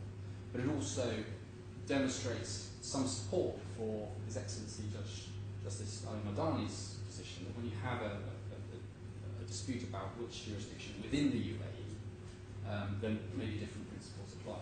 And that's his approach in the Allianz case.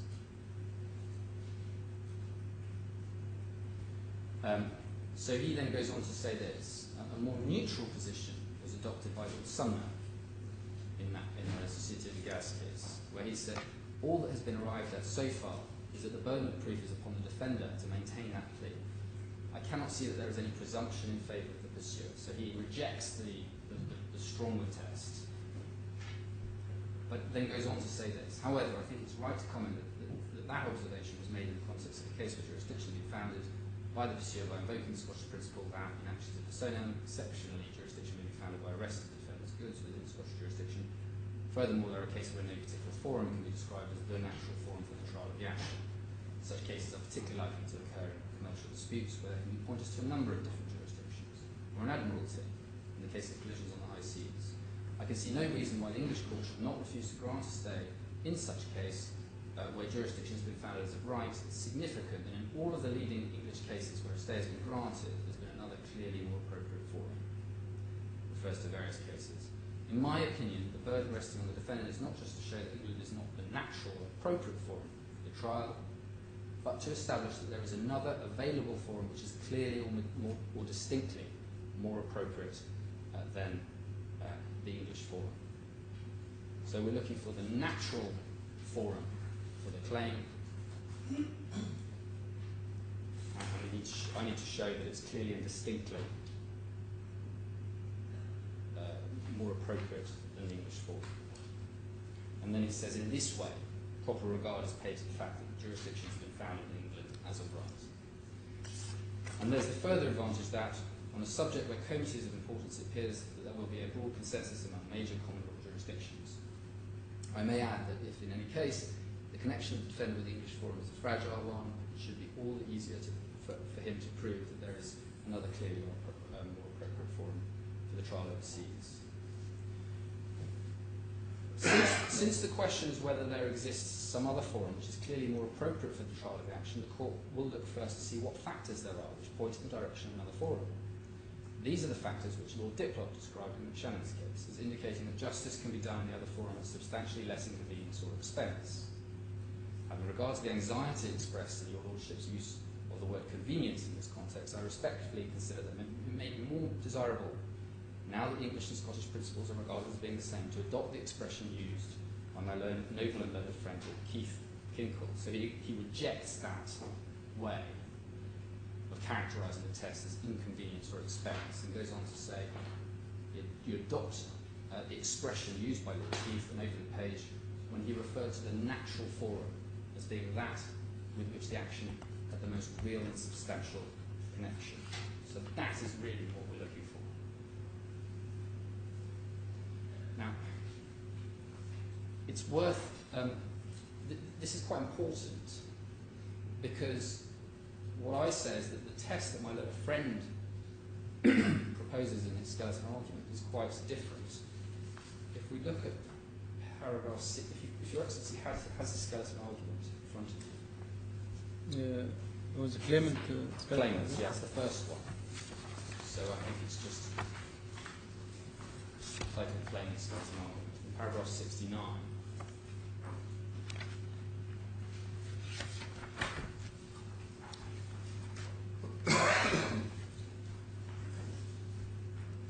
Paragraph 69 is just starting the second sentence. The test for whether or not a case should be stayed on forum non-convenience grounds is not concerned with the jurisdiction most closely related to the facts and persons concerned with the case, which is the test for determining the governing law.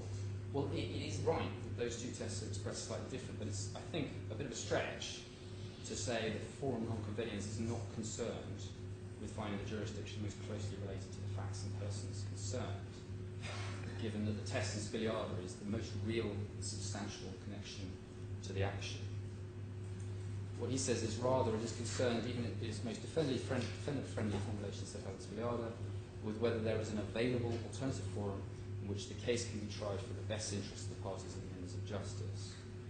Well, of course that's right, but that has been explained in the Spiliada to mean the forum with the most real and substantial connection to the claim.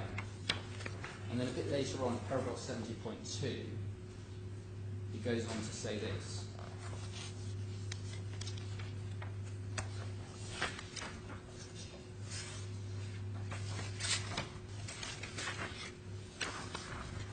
It's over the page at page 27.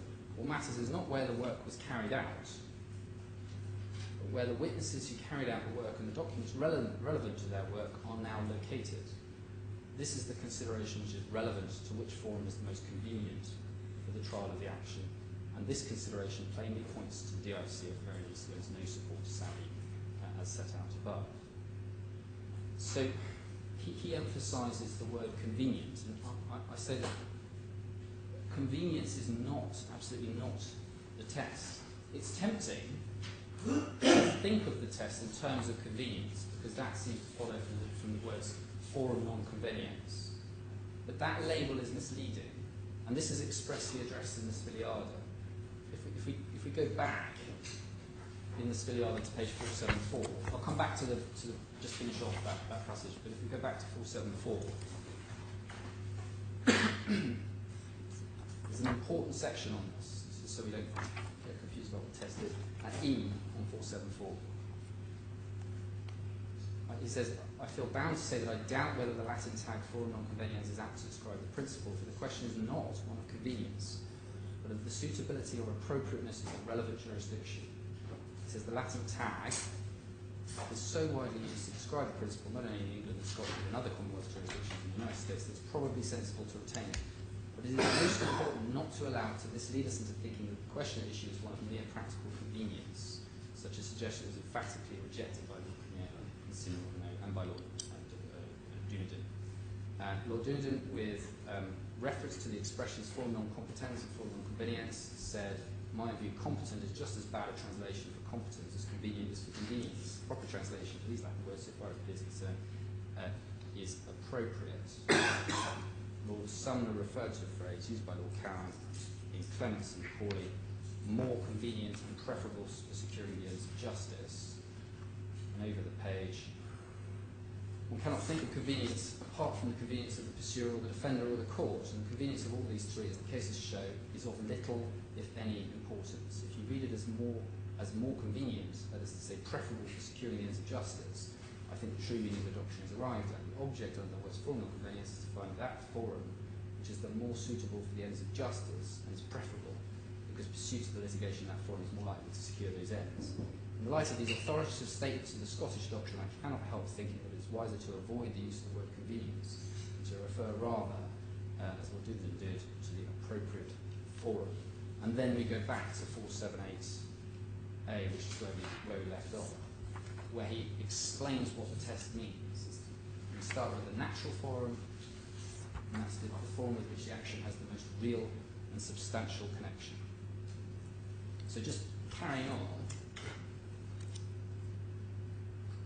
and E, little e that is, if the court concludes at that stage that there's no other about... I'm so sorry. Would you mind just, you say you're going to carry on, I think it's important to read.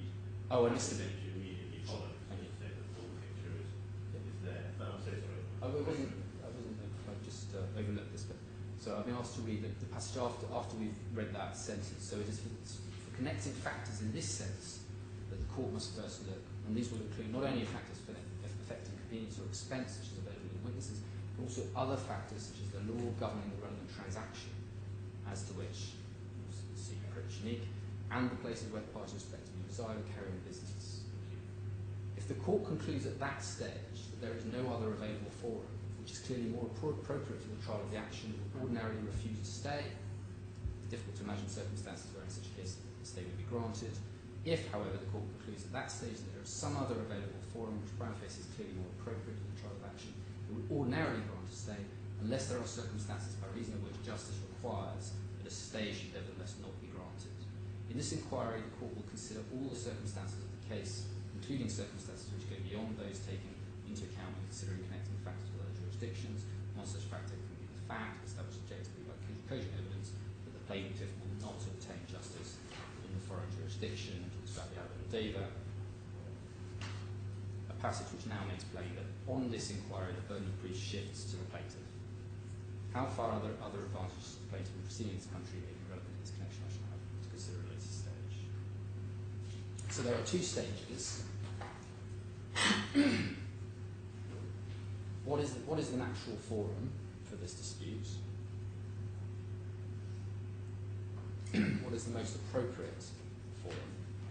And if another forum is clearly more appropriate, then the second stage arises because you normally get a stay unless justice requires that a stay be refused. The burden to show that is on the claimant after resisting the stay. And that will be the case. The example given here is if a party can't get justice in the other forum. So it's not about convenience, or at least primarily, it's not about. It's about finding the forum which has the most real and substantial connection with the case. Now, in this case, I say plainly, Saudi Arabia is the most appropriate forum. It is the forum with the most real and substantial connection to the claim. And to a large degree, the basis for that assertion comes from at least some of the basis for that assertion comes from my learned friend's own pleading. We go to bundle A, tab 5.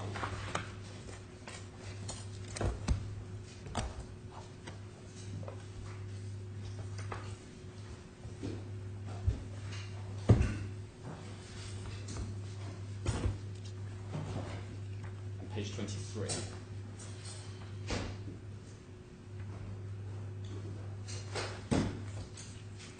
Cause of action? Yes, cause of action. So this is the claimant's particulars of claim in this case. Paragraph 54 refers to Article 8.2 of the IC, that's the law on the application of civil and commercial law. They say the rights and liabilities between the claimant and the defendant in the present case fall to be determined according to the laws of Saudi Arabia. And they say because that is the jurisdiction most closely related to the facts and the persons concerned with this case. So they put it in terms of most closely related because they're arguing about the applicable law. It's not directly directed at the test in Spiliada, but there's clearly an overlap, I suggest, between the forum with the most real and substantial connection to the dispute and the forum with which is most closely related to the facts and the persons concerned with the case. And they go on to try to justify this. They say at paragraph 55, by way of example, and to demonstrate the jurisdiction being asserted, the claimants are domiciled in Saudi Arabia, the CMA is the regulatory authority in Saudi Arabia, the investigation by the defendant took place in Saudi Arabia, and the damage occurred in Saudi Arabia.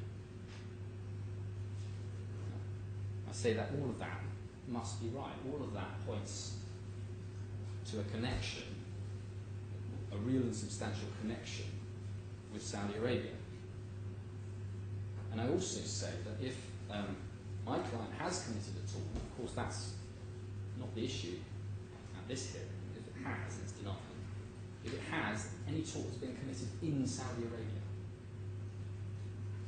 Because the complaint is that my client made statements in the report which were then passed on to the CMA and then were relied on by the CMA and the committee in Saudi Arabia. So they were communicated to the CMA in Saudi Arabia. I've shown extensive evidence in relation to that. They were sent by email to Saudi Arabia, they delivered a hand copy to Saudi Arabia. Now, in response to this, my learned friend makes 2 points in this skeleton argument. That's paragraph 70.3. Paragraph 71? 70.3.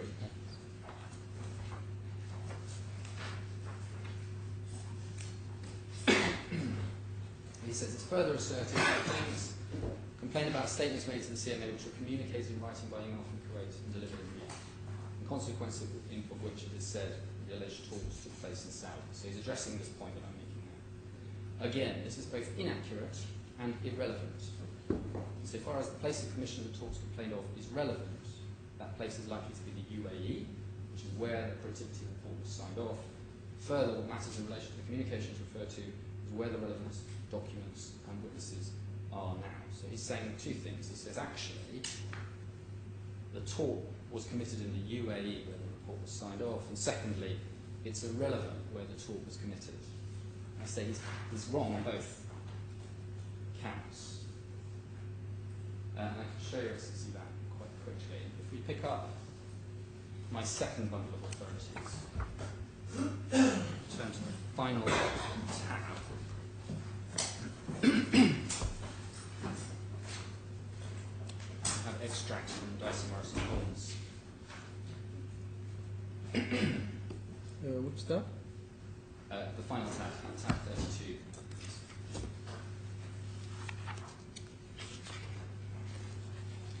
And it's on the first page of the commentary. And it's the first full paragraph on that page.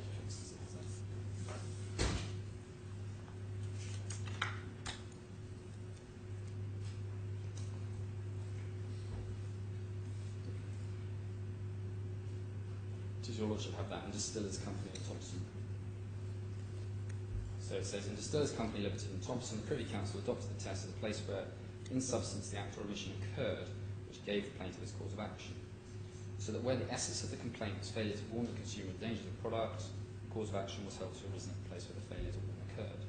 And then goes on to say, and this is the important bit, and the torts of negligent and fraudulent misrepresentation, where the negligent or fraudulent statement was communicated from one country to another, were held to have been committed where the statement was received and acted upon.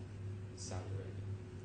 Prior to the adoption of that test, but consistently with it, it had been held that the tort of defamation was committed where the defamatory statements were published and not where they were posted or uttered. Published meaning communicated to the other person. So it's quite clear that if there is a tort, it took place where the allegedly negligent statements were received and acted upon. All of that happened in Saudi Arabia. And it's only logical, I say, because my learned friend's position is that the tort, if there was one, occurred when the report was signed off. So before it got passed to the CMA. But at that stage, there's no tort at all. I'll test it this way. It's not until the report is passed to the CMA that the claim even gets off the ground. There's no even arguable breach of duty at the point where an internal document is signed off. It's only at the point where it's communicated and get to a tort. And my learned friend's second point, as I said, is that it's irrelevant. It's irrelevant when the tort is committed. It's not irrelevant. Showing Your Excellency this Biliada, we're looking for the forum with the most real and substantial connection with the claim. I'm afraid we have to go back to my first authorities bundle just to look at a short passage from another case called the Alba Fourth, the first bundle, tab 16.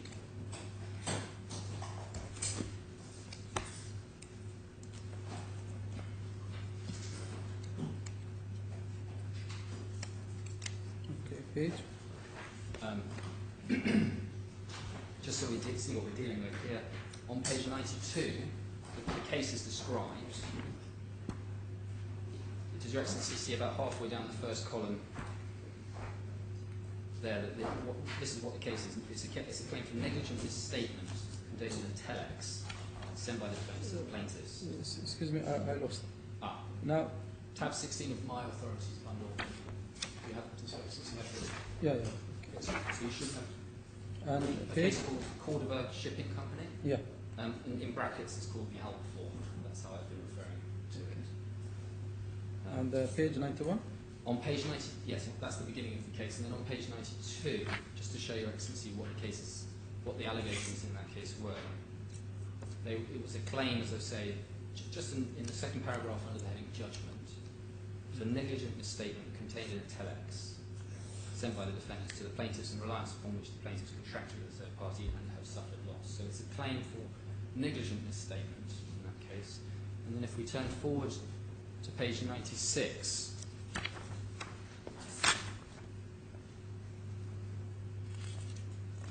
and if Your Excellency sees on the right-hand side of that, the second column, where the second paragraph, where there's a line next to the text. Now, it follows from those decisions that where it is held, the court has jurisdiction on the basis that an alleged tort has been committed within the jurisdiction of the court. The test which has been satisfied in order to reach that conclusion is one founded on the basis that the court, so having jurisdiction, is the most appropriate court to try the claim, where it is manifestly just and reasonable that the defendant should answer for his wrongdoing. This being so, it must usually be difficult in any particular case to resist the conclusion that a court which has jurisdiction on that basis must also be the natural forum for the trial of the action. If the substance of an alleged tort is committed within a certain jurisdiction, it is not easy to imagine what other facts could displace the conclusion that the courts of that jurisdiction are the natural forum.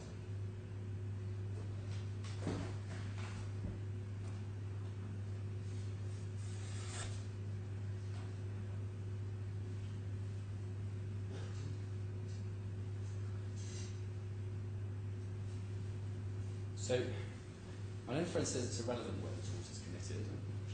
Lord Gough in the Alba Fourth, or Lord Justice Gough, as he was saying actually it's quite hard to see if the whole of the tort is committed in place, how you can say that that's not the natural forum. It's usually going to be the natural forum. Now, in his supplementary skeleton argument, his reply skeleton argument, my learned friend does come back from that a little bit, and he says, well, okay, it's a factor, but it's only one of the factors to take into account. I say it's clearly more than just a factor, as we've seen that from that case that I've just shown you to see. And if we turn back to the passage from Dicey, which I showed you recently. Authority Badal too? Yes, I'm afraid it's the other one. It's the last. Sorry, it's a different passage in the same tab, 32.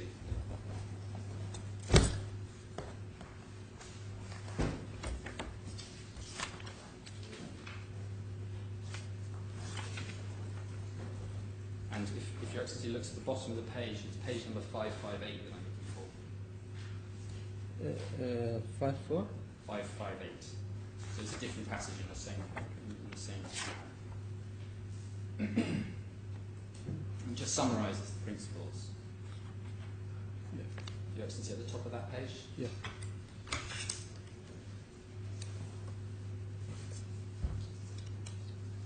So in cases concerned with the internal management of foreign companies, there is a strong tendency to see the placing of corporations in that forum. In the case of defamation, and perhaps in the case of tort generally, there is a strong tendency to see the place of the tort as the natural forum.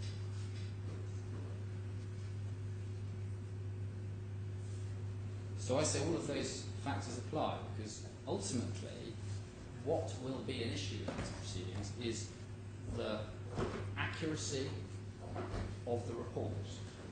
And the report is all about the internal management of the Saudi company. So substantially, these proceedings will be all about examining the internal management of the company, which is a Saudi company. So this is a case concerned with the internal management of foreign companies, number one. It is also a claim in which defamation is alleged, number two. And it is also a case where the other tort negligence is asserted happened in Saudi Arabia. So all of those factors lead to a strong tendency on the Dicey to see that Saudi Arabia is the natural forum. And on the basis of the authority in the Alberforth, what was being said there is that it's hard to see where the tort is all committed in another country, hard to see how, what other factors could trump that principle.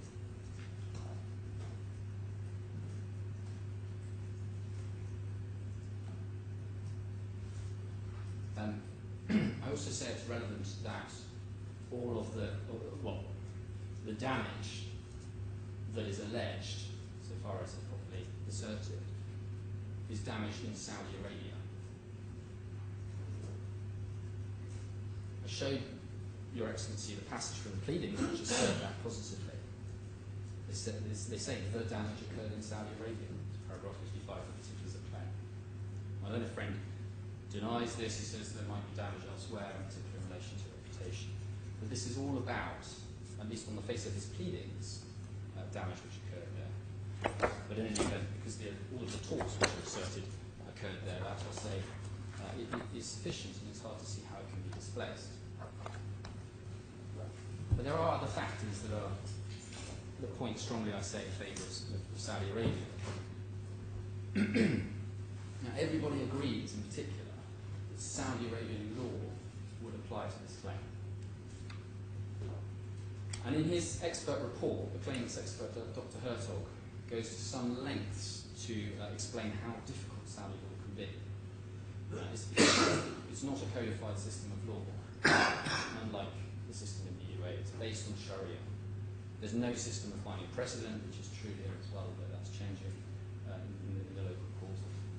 And it's largely interpreted by use of ancient Islamic texts. Now, one of the sources which Dr. Hertog relies on describes Saudi law, broadly for these reasons, as being a jurist's law. It's an expert's system of law. You need expertise in it, you need scholarship in order to interpret it. It's a particularly difficult body of law. And the same commentator, again, but in a different passage relied on by Dr. Hertog, says that, I'm quoting, it's in my skeleton argument, I'm quoting, he says, ascertaining Saudi law reliably is extremely difficult for the layman and difficult even for the professional. So there are particular difficulties associated with Saudi Arabian law. And where the system of law is very different, that is a factor which will guide the court in selecting what is the appropriate forum. Foreign courts are usually better at interpreting their own systems of law, their own rules. As I understand it, my learned friend broadly accepts this principle, but he says, well, I haven't identified any particular areas of Saudi law which cause difficulty. That, I would suggest, is not, I would say, terribly realistic for the following reasons. Firstly, it's positively pleaded by my learned friends, in my learned friends' particular claim, that Saudi law applies. They go to great lengths to explain that that is the law that applies. As I've said, secondly, in order for this claim to survive... Which is applied in this court. Yes. I'm sorry. When you say the Saudi law should apply on this court, yes. If the IFC court as a convenient court for this dispute. Yes, correct. So that's right. So if this dispute was to go forward in this court, there's going to have to be Saudi law is going to have to be grappled with, and exactly how that is going to be decided. Under English system, you would have experts. But again, the case is based on tort. Yes. And could be the English principle tort law apply here?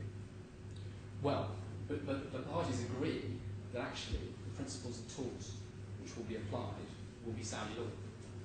So actually, because the tort occurred in Saudi Arabia and has most to do with Saudi Arabia, much more to do with Saudi Arabia than the IFC, then it's Saudi law which would apply to the dispute. So this court would have to apply what it understands by Saudi law. So then you have the problem that it needs to try and understand what the relevant principles of Saudi law are. And given the particular difficulty of Saudi law, because it's based on Sharia, it's based on Islamic texts, which very often is not codified, and you can't rely on precedents, it raises particular problems for this court to decide those sorts of issues, and that is a strong factor in favour of saying this court is not the appropriate forum to do that, because the Saudi Arabian courts are much better at it.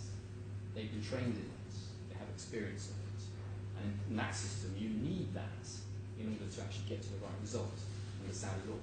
My learned friend's position is different, as I understand it. He says, well, I haven't positively properly identified areas of Saudi law which cause particular difficulty, and that's what I have to do.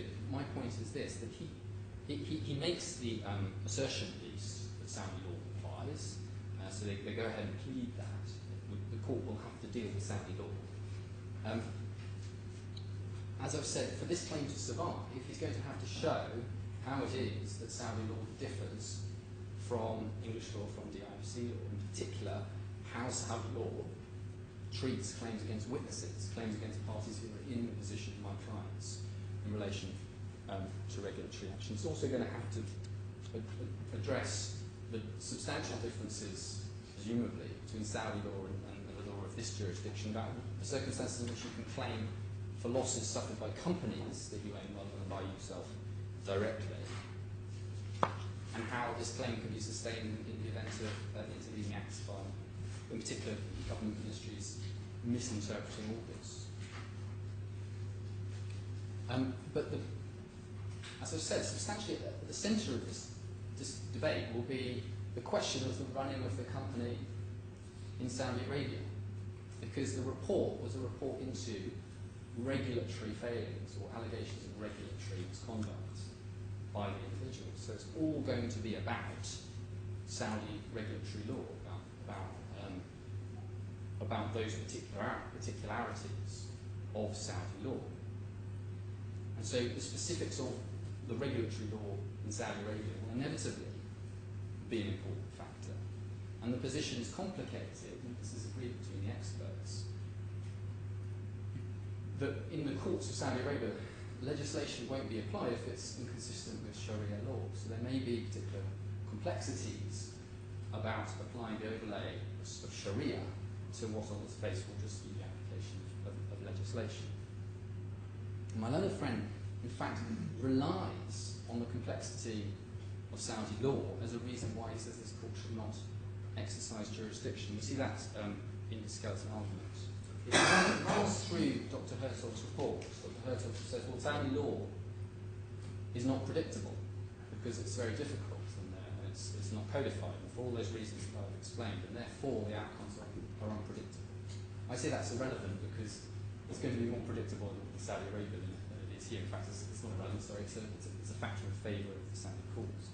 But the point is that Dr. Herzog and also my learned friend, they say that Saudi law is difficult and unpredictable. And they can't in the same breath say, but actually there aren't going to be any relevant issues of Saudi law. If it's relevant to look at the difficulties associated with Saudi law, and both parties do that, then what are the consequences of those difficulties? The consequences are that the claim is better off decided by a Saudi judge. And do you think if this court issue a judgment, in this case or in different case, can be enforceable with the Saudi court? Under the Riyadh Convention, But at least.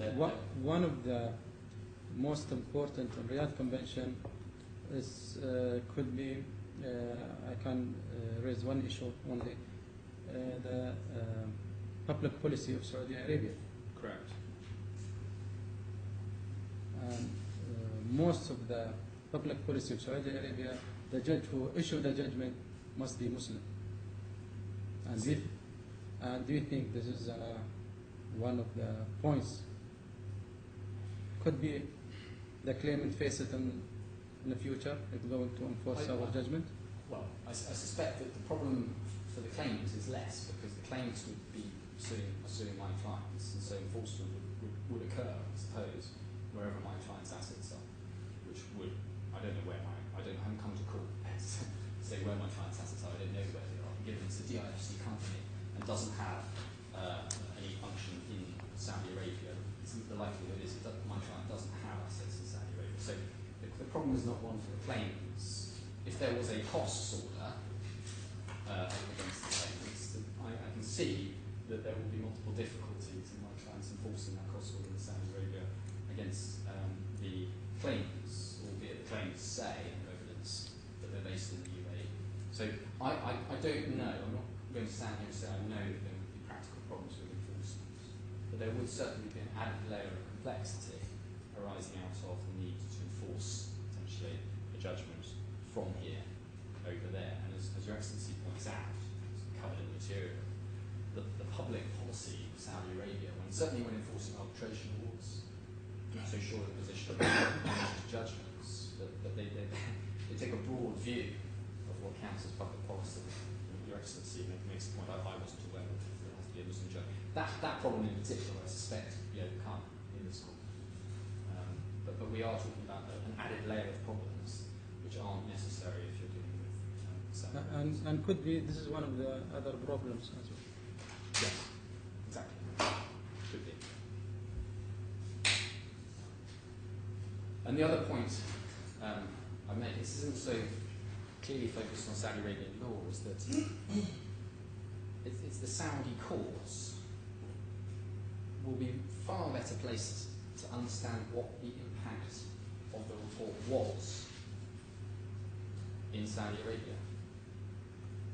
What weight does that sort of document attach in Saudi proceedings? Was there other evidence? Did that other evidence justify the sanctions in and of itself? Those are all factors which the Saudi courts are going to be far better placed to understand than this court, by means of indirect evidence about how things go on in Saudi Arabia. Another factor which I do say is important is that there are, as we've covered, already what I describe as judicial proceedings, what the claims describe as quasi-judicial proceedings going on in Saudi Arabia, which will cover exactly the same ground. It's exactly the same ground. It's between different parties, but it's exactly the same ground. Because the CMA proceedings are precisely about whether the charges are accurate, and the charges and the claim here is that the charges are based on the report.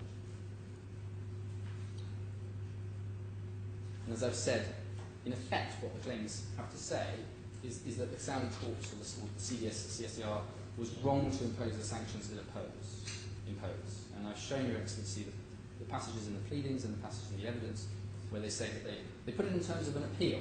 My learned friend says there's no judicial process by which they've been able to challenge those decisions, but it is stated to be appeals.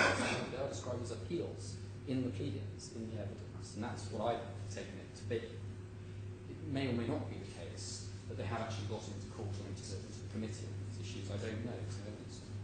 But they have at least had a go at persuading the relevant authorities that there should be no sanctions, and they've failed. And they failed. So as I say, the substance of the claim is a collateral attack on the proceedings.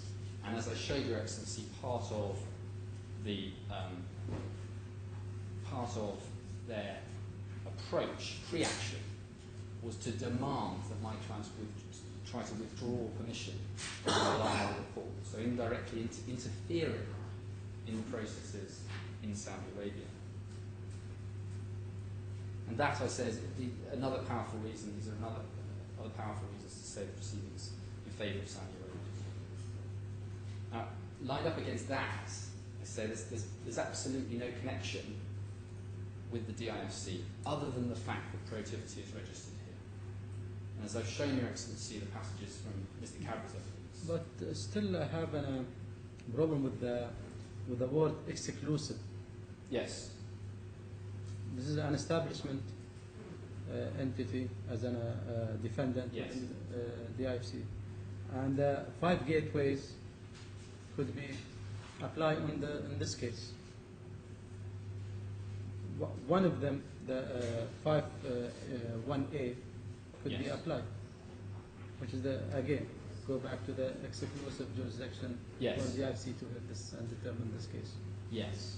I think the point there, though, is that it's exclusive. It's not an attempt by the ruler of Dubai to exclude jurisdiction of other countries. It's not an attempt to say that other courts don't have jurisdiction.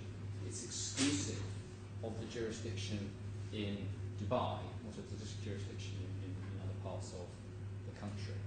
If that were the case, then, for example, the Chief Justice's explanation in Corinth that forum non-convenience applies would be wrong.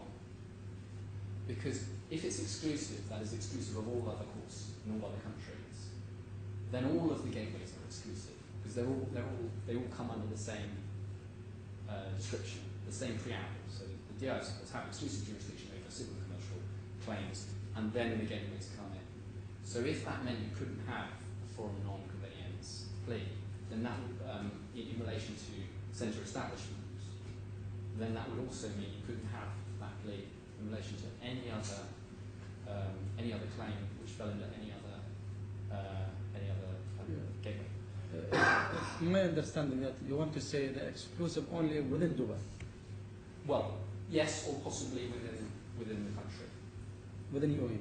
Yeah, and that's the way that Judge Ali Al Madani, His Excellency Justice Ali Al Madani, approached it in the Alliance case, because there the forum non-convenience argument was being said that the proceedings in the DIFC should be stayed in favour of Abu Dhabi proceedings. And Justice Ali said, yes, look at this Miliada, but it doesn't apply where the debate is between different jurisdictions within the UAE. So forum non on that footing, and also on the Standard Charter, which is the decision of Justice David Steele, forum non-convenience doesn't apply where the competition is between this court and another court in Dubai, or indeed in any other court in the country. As we have a higher judicial court, which is the Federal Supreme Court, determine the jurisdiction, which is the proper or convenient court to hear and determine the case. Yes, exactly. And so, but the point that was made in Corinth, because Corinth was about a centre establishment, Your Excellency will recall the Corinth case, which was a Greek company, was suing Barclays Bank. And it was all about events which had occurred in Omar Square, outside the DIFC. But Barclays Bank, and so the Barclays Bank has 2 branches, at least 2 branches in Dubai. One in Omar Square, one in the DIFC. And so Corinth brought its claim in the DIFC. The response from Barclays Bank was, well, yes, we have a branch in the DIFC, but this claim is about our other branch. That's our branch in Omar Square, and therefore this court has no jurisdiction. And that won in front of Santia Coleman, Justice Santia Coleman, first instance, but in the Court of Appeal, and the judgments from the Chief Justice said, in effect, well, if you have a branch, if you have any kind of branch in the DIFC, then you're a centre establishment, licensed centre establishment in that case. So you fall within Gateway A, Article 5A1A. And in those circumstances, it doesn't matter where the activities are that are involved. It makes no difference. This court has jurisdiction. Now, that is a startling conclusion, potentially. Same as we have it. Exactly the same. But what the Chief Justice said is that, well, what that means is that this court has jurisdiction over any claim by or against Barclays Bank, in principle. So because Barclays Bank is a licensed centre establishment, that's the effect of Coram. So if there's a dispute in London between Barclays Bank and a customer, in principle, that dispute falls under 5.1a, because Barclays Bank is a centre establishment. But, and this is where the forum non-convenience principle is explained, it doesn't have those stark consequences, because the court, in an appropriate case, can refuse to exercise that jurisdiction if, in fact, the dispute has nothing to do with this court or on principles. So there's no doubt that the forum non-convenience principle applies in the DIFC. It doesn't apply if the competing court is in the UAE. But if the competition is between the DIFC courts and a court outside the UAE, there's no doubt that forum non-convenience applies in some form. I would say there's no doubt because there's for the other principles that are applied, but there is no case as yet in which the court has said, okay, this is an appropriate case. And this is the test case. Well, it's the first case. I hope it's not a test case, but it's certainly the first case I've heard. What I would say is, if there's any case in which this principle is going to apply, this is the one.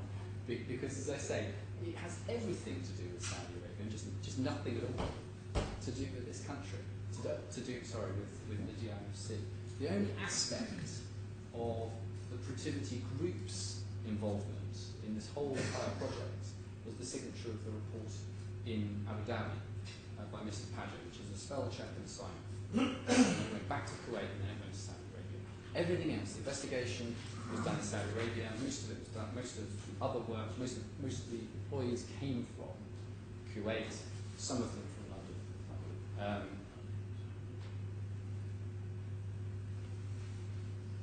Yeah, carry on. Thank you.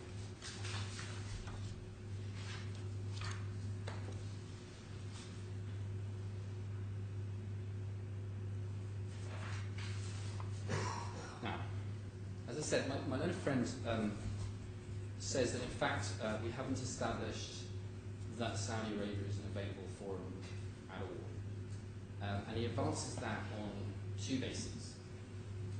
First, he says, well, it's not clear that the Saudi courts would take jurisdiction. But second, he says, well, even if they did, claimants can't go back to Saudi Arabia. And that means that in practice it's not an available forum for them. So I'll take those in turn.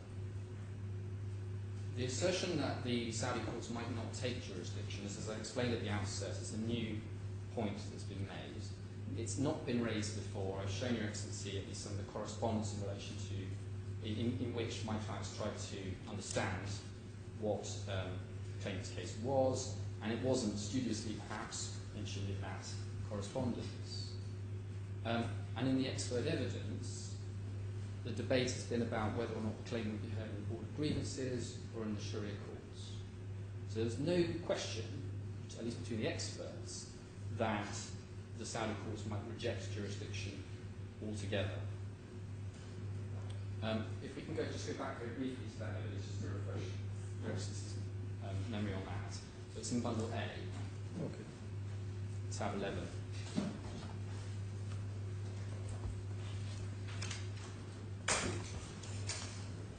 Page? 87. Yeah. Paragraph 57. Paragraph or page? 87 is the page, at the bottom right, I'm using pagination. That's paragraph 57. And so Dr. Hertog, this is the claimant's expert, said, which cases end up in front of the Board of Grievances is not entirely predictable. While it deals with many commercial disputes, it is not forced to take on particular cases and has in the past claimed not to have jurisdiction on specific conflicts.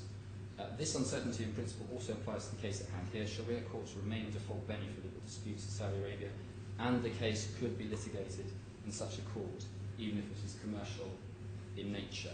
So as I've said, at least my understanding of that was that the defendants were saying, well, that's fine, you can in principle, this is a dispute which the Saudi courts would hear, but they would hear it in the Sharia courts, not in the Board of Grievances. And that conclusion, in fact, is something with which the defendant's expert agrees. And again, I've shown you see this, but let's just go back to it very briefly. It's in the next tab, and it's at page 106.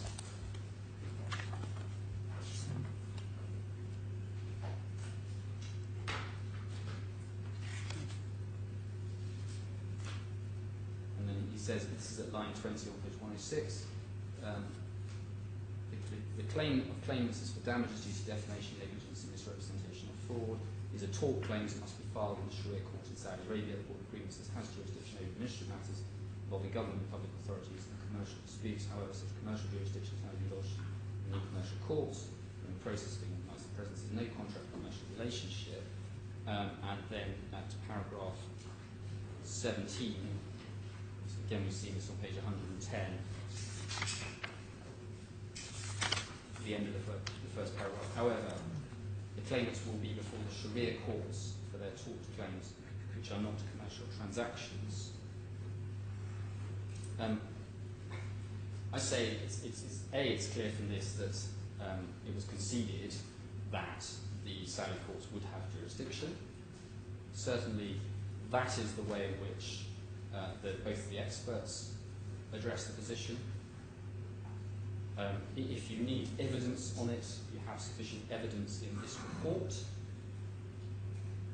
that the Saudi courts, well, firstly in Dr. Hertog's report, but also in this report, that the Saudi courts would take jurisdiction as a result of the passages that I referred Your Excellency to. If it's not expressed, it's at the very least implied through it. In fact, that's not this point, but my learned friend makes a similar point about this passage in his skeleton argument, paragraph 81 of his skeleton argument.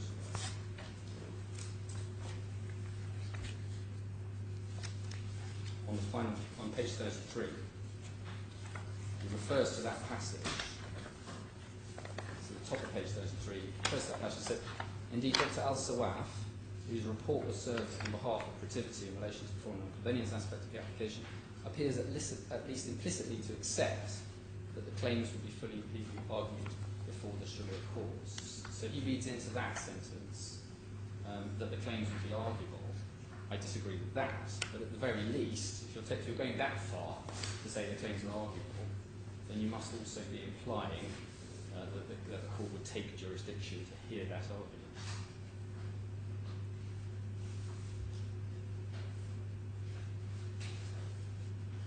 If all of that fails,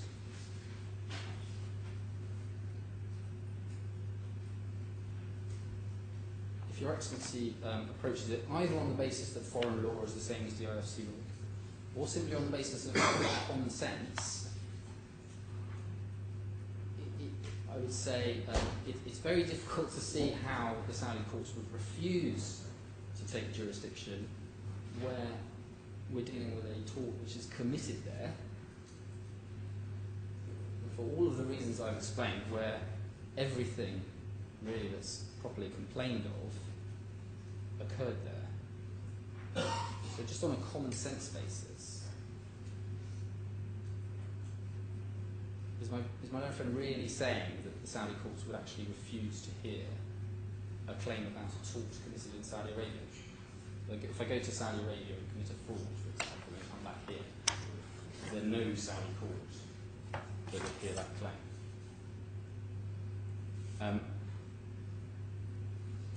And in this case as well, my clients have said that they will not object to the Saudi courts taking jurisdiction. So if all else fails, they will submit to it.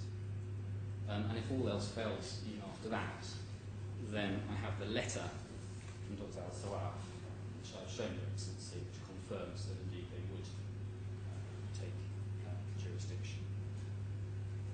So I would suggest that there's actually no issue as to this primary point about whether or not they would take jurisdiction. I would say that it's conceded effectively. But if my learned friend's allowed to run it, I should be allowed to answer it. And Your Excellency should have regard to relevant material to decide the point. So my learned friend's next point is that Saudi courts aren't available in practice because the claimants cannot travel there.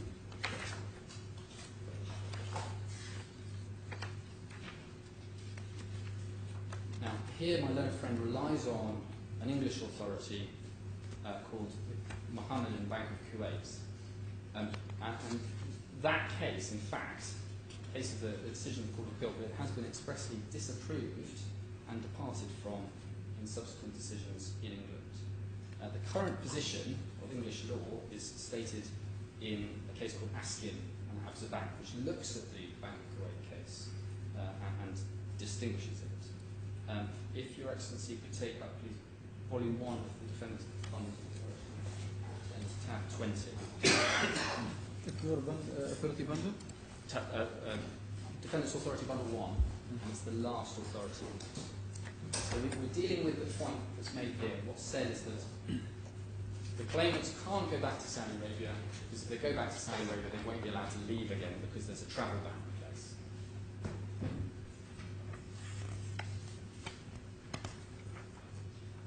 Okay, which page? So if we start at the beginning of the case, just to explain what it's about. This case, Askin, in that case, the position was that South Africa was the most appropriate forum. But the claimant said he couldn't litigate there because if he went there, he'd face criminal charges and he'd be imprisoned. And unless he went there, he wouldn't be able to advance his claim. So if we look on this page 1, the second paragraph, it says the first plaintiff, Mr. Askin, is a British subject who now lives in England. The second and third plaintiffs are offshore companies controlled by trusts, which Mr. Askin and his family are aware beneficiaries. And then he says, their case in a nutshell is that although they accept that South Africa is otherwise a more appropriate forum for the trial of their claim, the proceedings here should not be stayed because Mr. Askin faces criminal proceedings and fears for his personal safety if he returns to South Africa. So he also said he feared for his personal safety. That was dismissed on the facts, but he did say if he went to South Africa, he would be imprisoned until a trial happened sometime in the future. You see that on page 6 of the report.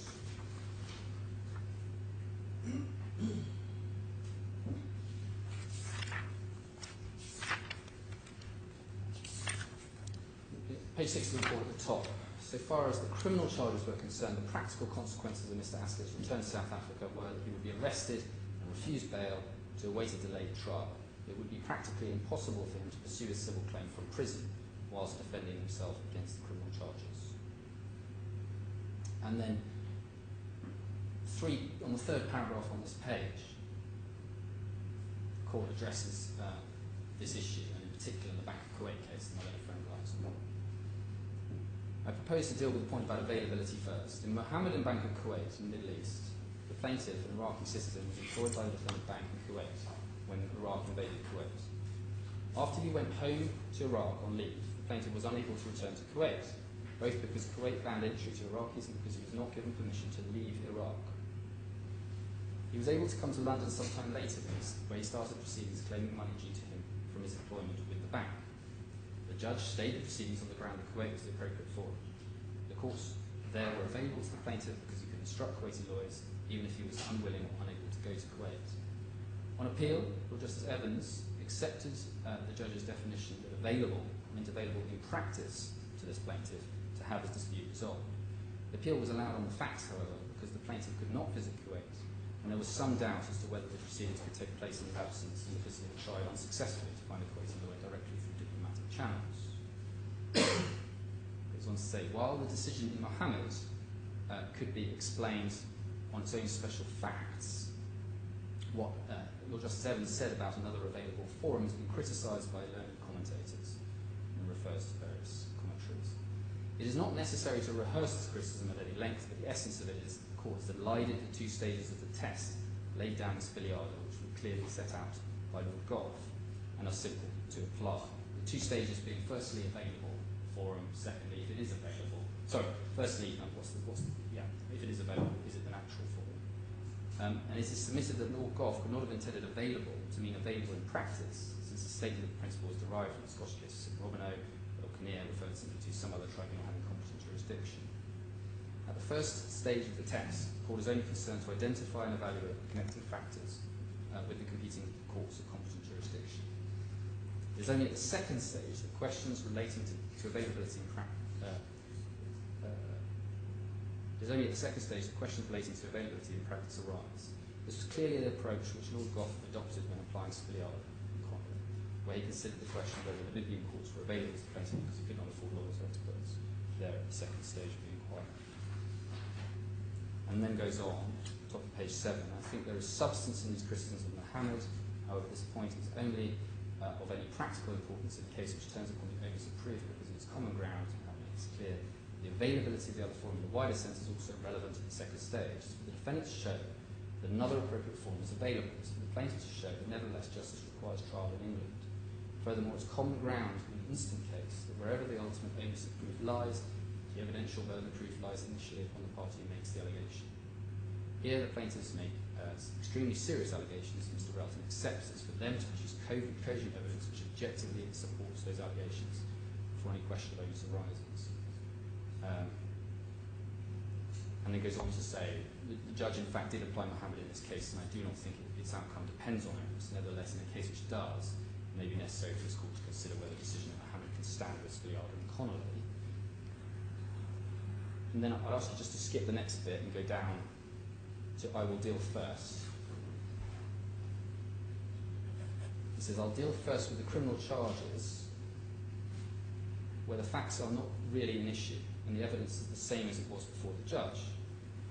In dealing with this, the judge asked the question whether an individual who has chosen to enter another jurisdiction, even to reside there, for the purpose of conducting business or financial affairs, should, when those affairs result in civil disputes and criminal charges, be permitted to bring the civil dispute to this jurisdiction and thus avoid the criminal proceedings. His answer to this question was no, and I agree with him. If Mr. Askin decides that he will not go to South Africa to face the criminal charges, that is his choice. But this choice cannot legitimately be used to say that the civil courts are unavailable to him, or that justice demands that the civil claim should be tried here, when South Africa is clearly more appropriate forum. I can see no error of law or any grounds for interfering with the judge's conclusion about this. I'm quite unable to accept that the judge did not have in mind what the practical consequences of Mr. Askin's return to South Africa would be. Not have failed to do so in regard to the way in which the plaintiffs put their case, is entitled to take the view that justice did not demand that the claim should be tried here, when the reason advanced for it being tried, in what was clearly the more appropriate forum, resulted from the plaintiff's own alleged criminal conduct arising out of the very transactions which gave rise to the proceedings. So there it was an important factor that the proceedings that the claimants didn't want to go and face arose out of the same matters as the claim he was seeking to advance. And that's also true here.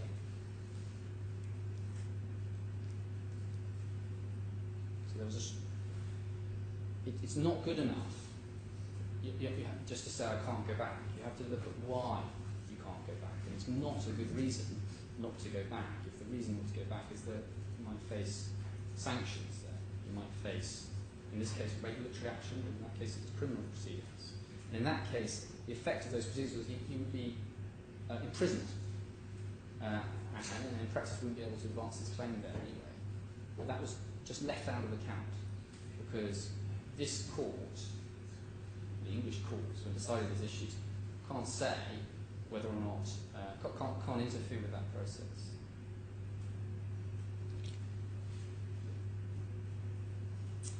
On this issue, my learned friend also relies on the case of Shirley Deripaska. And And that was a case in which similar issues arose, so it's worth looking at. It's in the claimant's second bundle of authority, 31.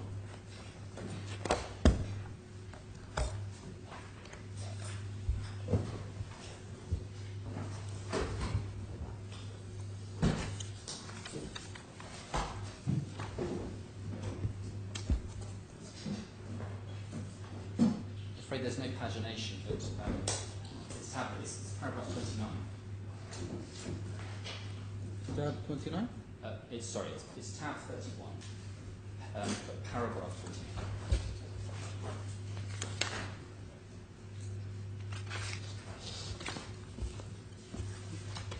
What this shows is that the court will look at the reasons why an individual says they can't go back to the forum to run their case. About halfway down paragraph 29.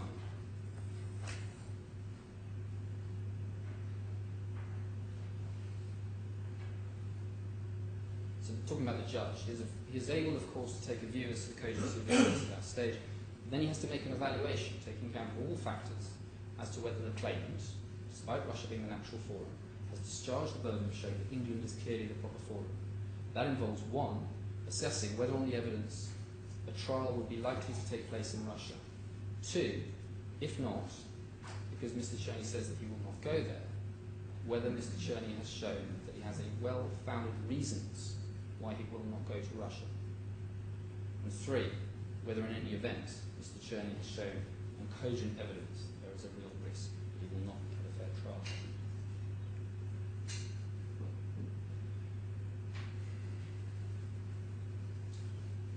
And then over the page,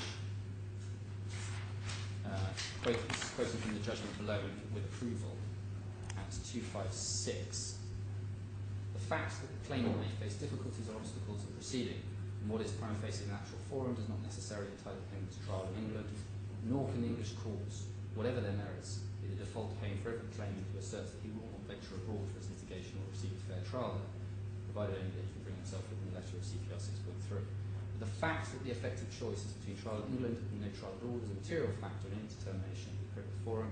The extent to which it is material will depend on the reasons for that being the effective choice. And then he goes on to find that in the present case, I'm satisfied that two of the reasons are that Mr. Cherney has a well-founded fear that if he proceeds in Russia, he will A, be at greater risk of assassination, and B, face criminal prosecution for what, on his evidence and the reported remarks of Mr. Theropoulos' lawyer, would be a trumped-up charge. Those fears cannot be discounted or disregarded on the footing that he runs no greater risk of assassination in Russia than in Israel, or there is no real possibility of any trump charge being brought.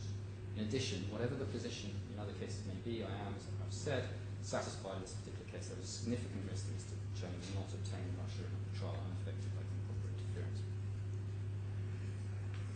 So it's not enough to say you don't want to go back to face penal sanctions unless you can show that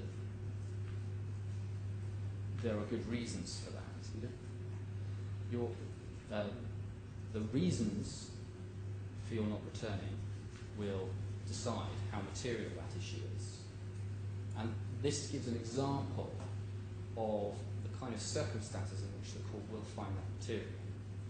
So it was alleged but not proven in the Askin case that there would be personal safety problems when he went back to South Africa. But the mere fact that he would be prosecuted, he would go to jail, he would be imprisoned, in fact, not even just the travel ban, but actually imprisoned there, was not sufficient. It's not relevant, because the court just can't take into account the fact that somebody who does business in a country and is then pursued by the regulatory authorities in relation to that business doesn't want to go back to face the music, which is effectively what the position is in this case. There's no allegation in this case that there's any improper interference or any kind of situation as there was in the Cherney and Pratsky case, where they were dealing with very specific allegations that there would be trumped-up charges and that there would be a risk of assassination if he went back to Russia. No suggestion of any of that there. So all of that shows, I say, is that the fact that the claimants will face a travel ban if they return to Saudi Arabia is simply irrelevant. Certainly, it doesn't go to the first stage, which is what is the appropriate forum. issues of these sort belong in the second stage, which is the assertion that the claimants wouldn't obtain justice. But as we've seen from ASCII, it probably doesn't make any difference other than on the burden of proof. And if you're making an allegation, you need to establish it anyway, so it probably doesn't change anything in this case.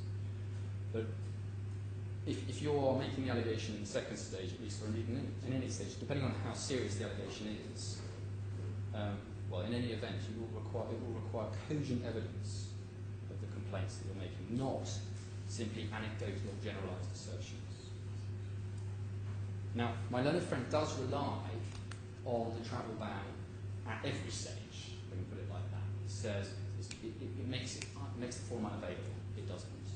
He says that it makes it not the appropriate forum, and he says that it's another reason why the claimants couldn't in practice get justice in Saudi Arabia. So I will address the underlying assertion, if I may. My primary position, as I've explained, is that it's irrelevant, because it's not a good reason not to go back. But what I do say is also that even if Your Excellency could take that into account at any stage, it wouldn't change the result, because they can litigate in Saudi Arabia remotely. And ASCII, the position was that the case couldn't go ahead at all if the claimants couldn't return. But here you have a situation where in civil law proceedings, Sharia courts, the claimants can communicate with lawyers by telephone, by email, video conference if necessary, and if necessary, their lawyers can come over and visit them in their current place of residence in the UAE. Now, in part, this position turns on statements by Dr. Hertog that its particular importance is applied to oral evidence in the Saudi courts. That's what Dr. Hertog says. It's important to realise about Dr. Hertog is he's not a lawyer.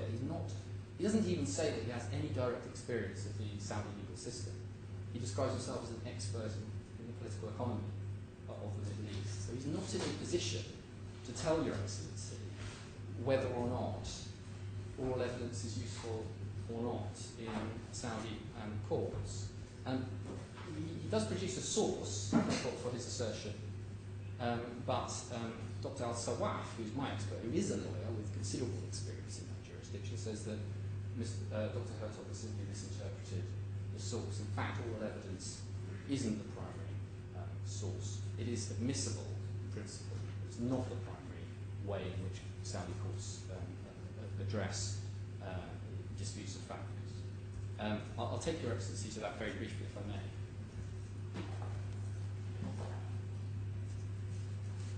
Bundle A? Bundle A, yes. Tab 12.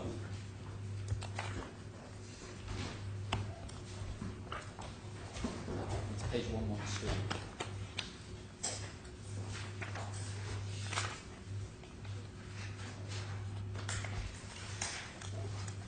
I'm going to take you just a shortcut. I'm going to take you to Dr. Al-Sawaf's response to Dr. Hertog's position. This is at paragraph 23. It says, cases in the Saudi courts are tried mainly on documents, but oral testimony is also accepted. Claims to provide written statements to the IFC, and such statements can also be used in the Saudi Sharia courts.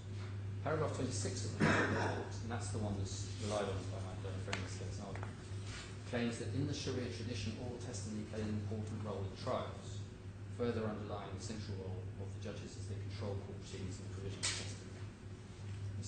The cited article is about Saudi Arabian arbitration regulations and quotes from a verse of the Quran as authority for written evidence according to Islamic jurisdiction is extremely significant.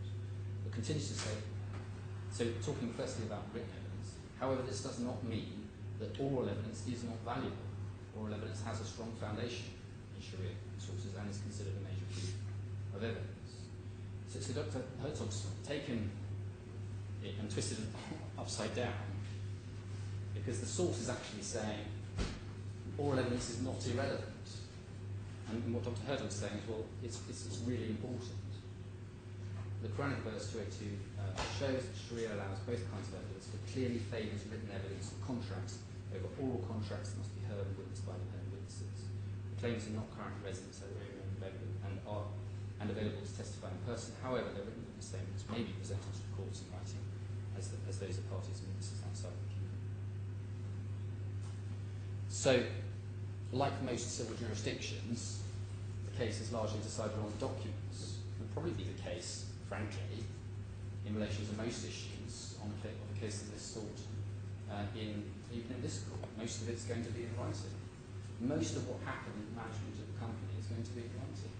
So there's issues about whether or not payments have been made by the first claimant to the company, whether or not funding has been injected at particular times. There will be documents which demonstrate that, and that is going to be the primary source of the facts.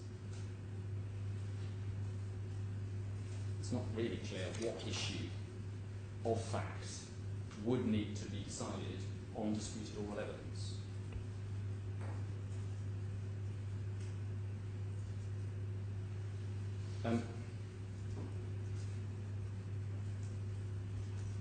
There's some reliance by my learned friend on an assertion by Dr. Hertog that court proceedings in Saudi Arabia are unpredictable and that lawyers are not treated well.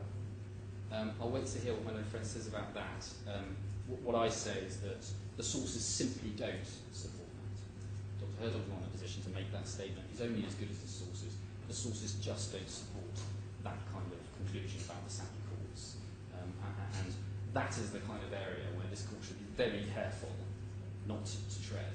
This application is not about the DIFC courts saying we're better than the Saudi courts at resolving disputes. It's not about comparing the relative merits of the systems of justice, unless it can be said that some aspect of that means that the claimants can't practically get justice in the Saudi courts. It's a very significant conclusion to draw.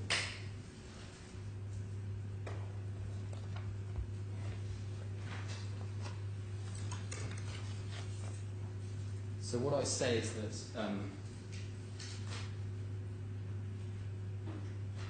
even if you could take into account this issue about the travel ban,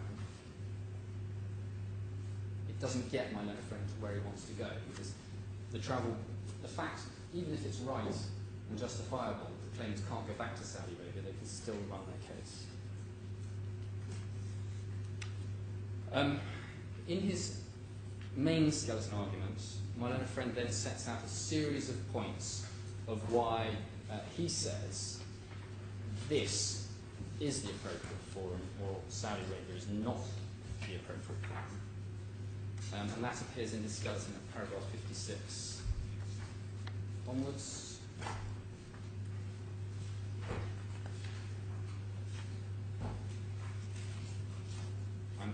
In terms of timing, I'm almost there, so I don't think we'll run much past 1 o'clock at all. I'll just deal with this very quickly, if I may.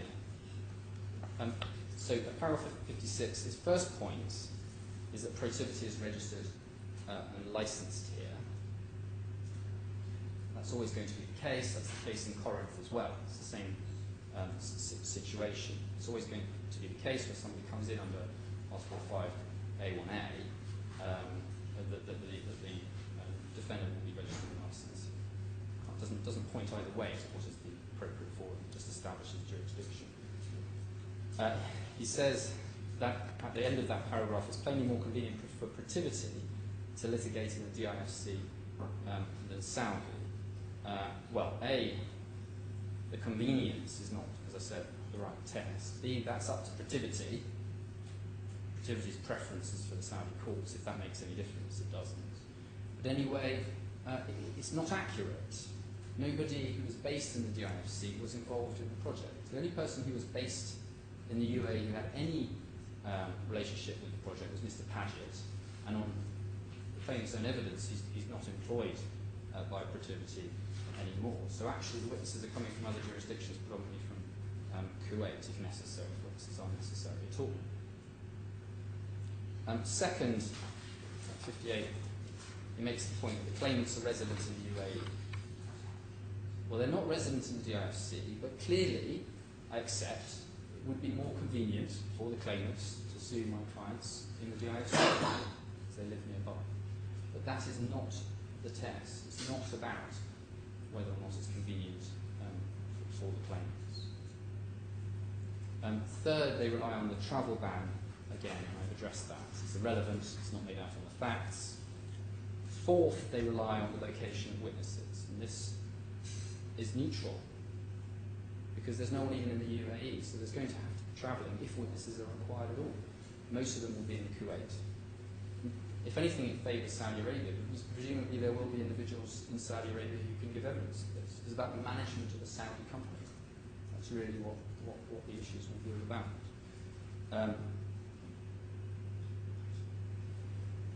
Fifth, on the page 62, my own friend asserts that most of the documents will be outside Saudi Arabia and many will be in the DIFC or the UAE. It's a pure assertion, totally unsupported. This is about the investigation of a Saudi company in Saudi Arabia. The primary documents will be in Saudi Arabia. There's no evidence that there's any documentation in the DIFC.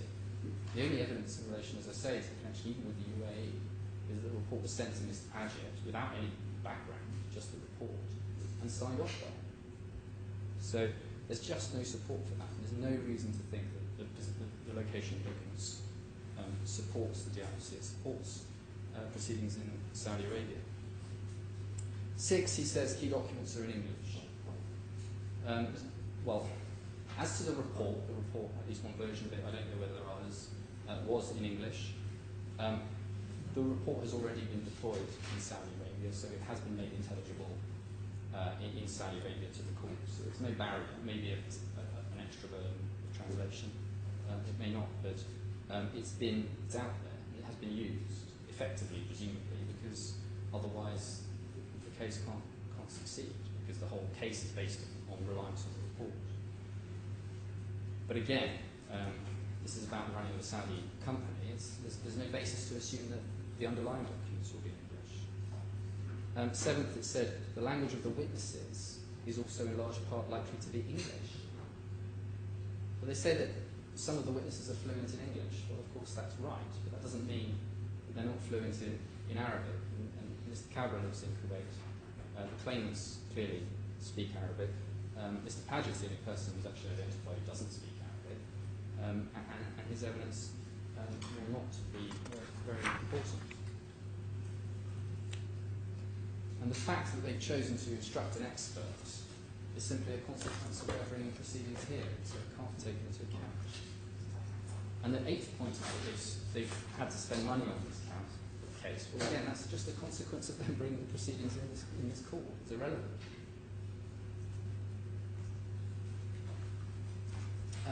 And then finally, the claimants rely on delay in the Saudi courts. And I will need to deal with this and look at some of the documents on this. So, what my learned friend says, this is at paragraph 66. He says it's quite plain that the trial of the action would come on for hearing far more promptly in the DIFC courts than it would if the claimants were required to attempt to litigate in Saudi. And he talks about the case plan, which optimistically predicts a trial in March 2016. Sorry.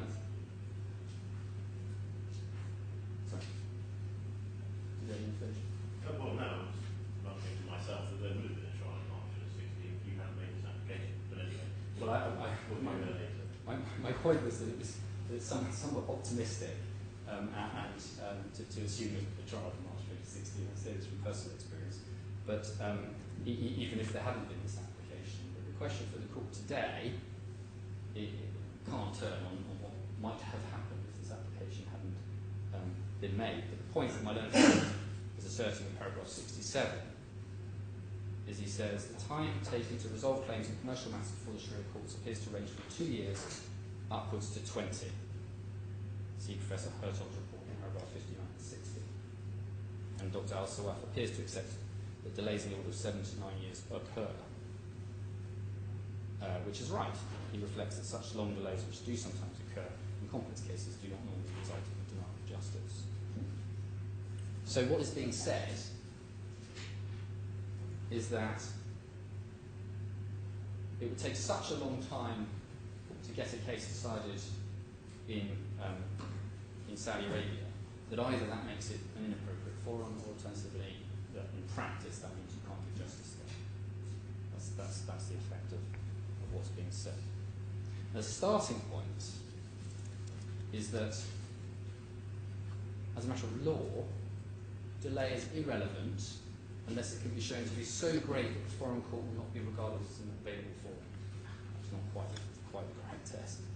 But the point is that it's generally to be disregarded. And I've put in my skeleton argument the references to that test. Perhaps I'll take your instance instead of going through the Defendants Authorities Bundle 2, where you'll find both tab 24.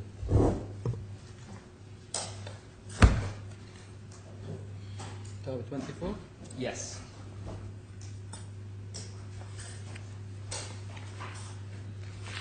Decision of Lawrence Collins, Mr. Justice Lawrence Collins, as he then was, subsequently a Justice of the Supreme Court, and one of the authorities certainly on conflicts of laws issues. And the relevant passage is at page 52C.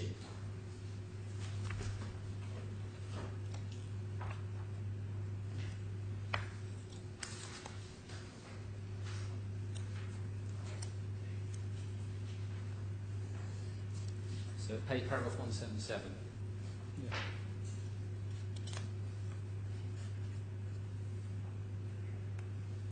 Talking about delay in the Indian cause. On delay, Scott J. said that in view of the fact that Harish and Radhika had no payments in 1983, a delay of 7 to 10 years might represent a serious injustice to them. This is not a case of an application for a stay of proceedings, and in Kodamani's case, I expressed the view that in cases of service out of the jurisdiction, delay in the foreign court would only be a factor that was so great that the foreign court would not be regarded as an available forum. I said that it was well known the problems of delay in Indian proceedings have lessened in recent years. The evidence in the present proceedings suggests that any delay will be a maximum of 4 to 5 years, and it may be possible to obtain an expedited hearing because of the age of some of the parties. This is not a case where the claimants be kept out of their money.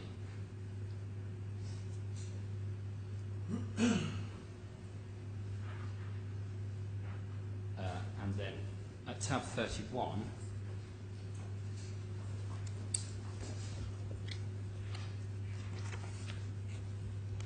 page 77 of that, paragraph 199. And although only part of this is directly an issue, the whole paragraph is helpful to see.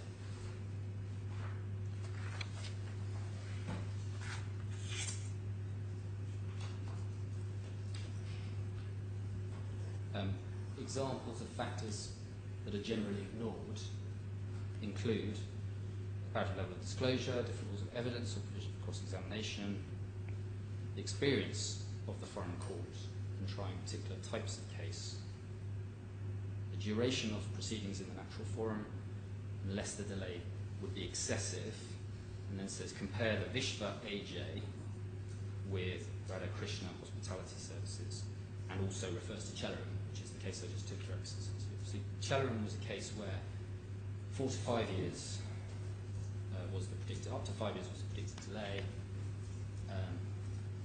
The Vishnu AJ is in the bundle. I won't take your excellency to it.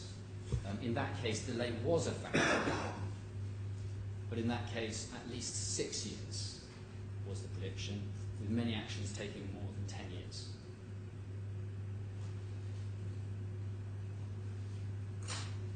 So it's right that delay can be a reason to refuse a stay. It can be relevant.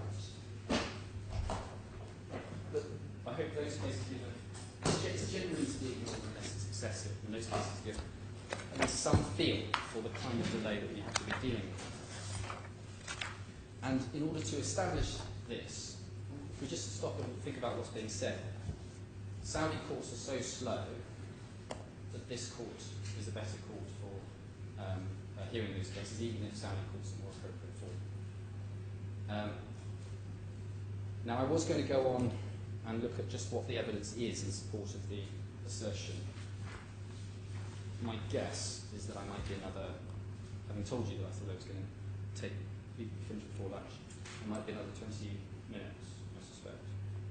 Would you access the first break now, or? We'll adjourn. Yes. Yeah, for lunch. I will come back 2 o'clock. I think it will be convenient for all of you. Then we'll come back at 2. Thank you. All rise.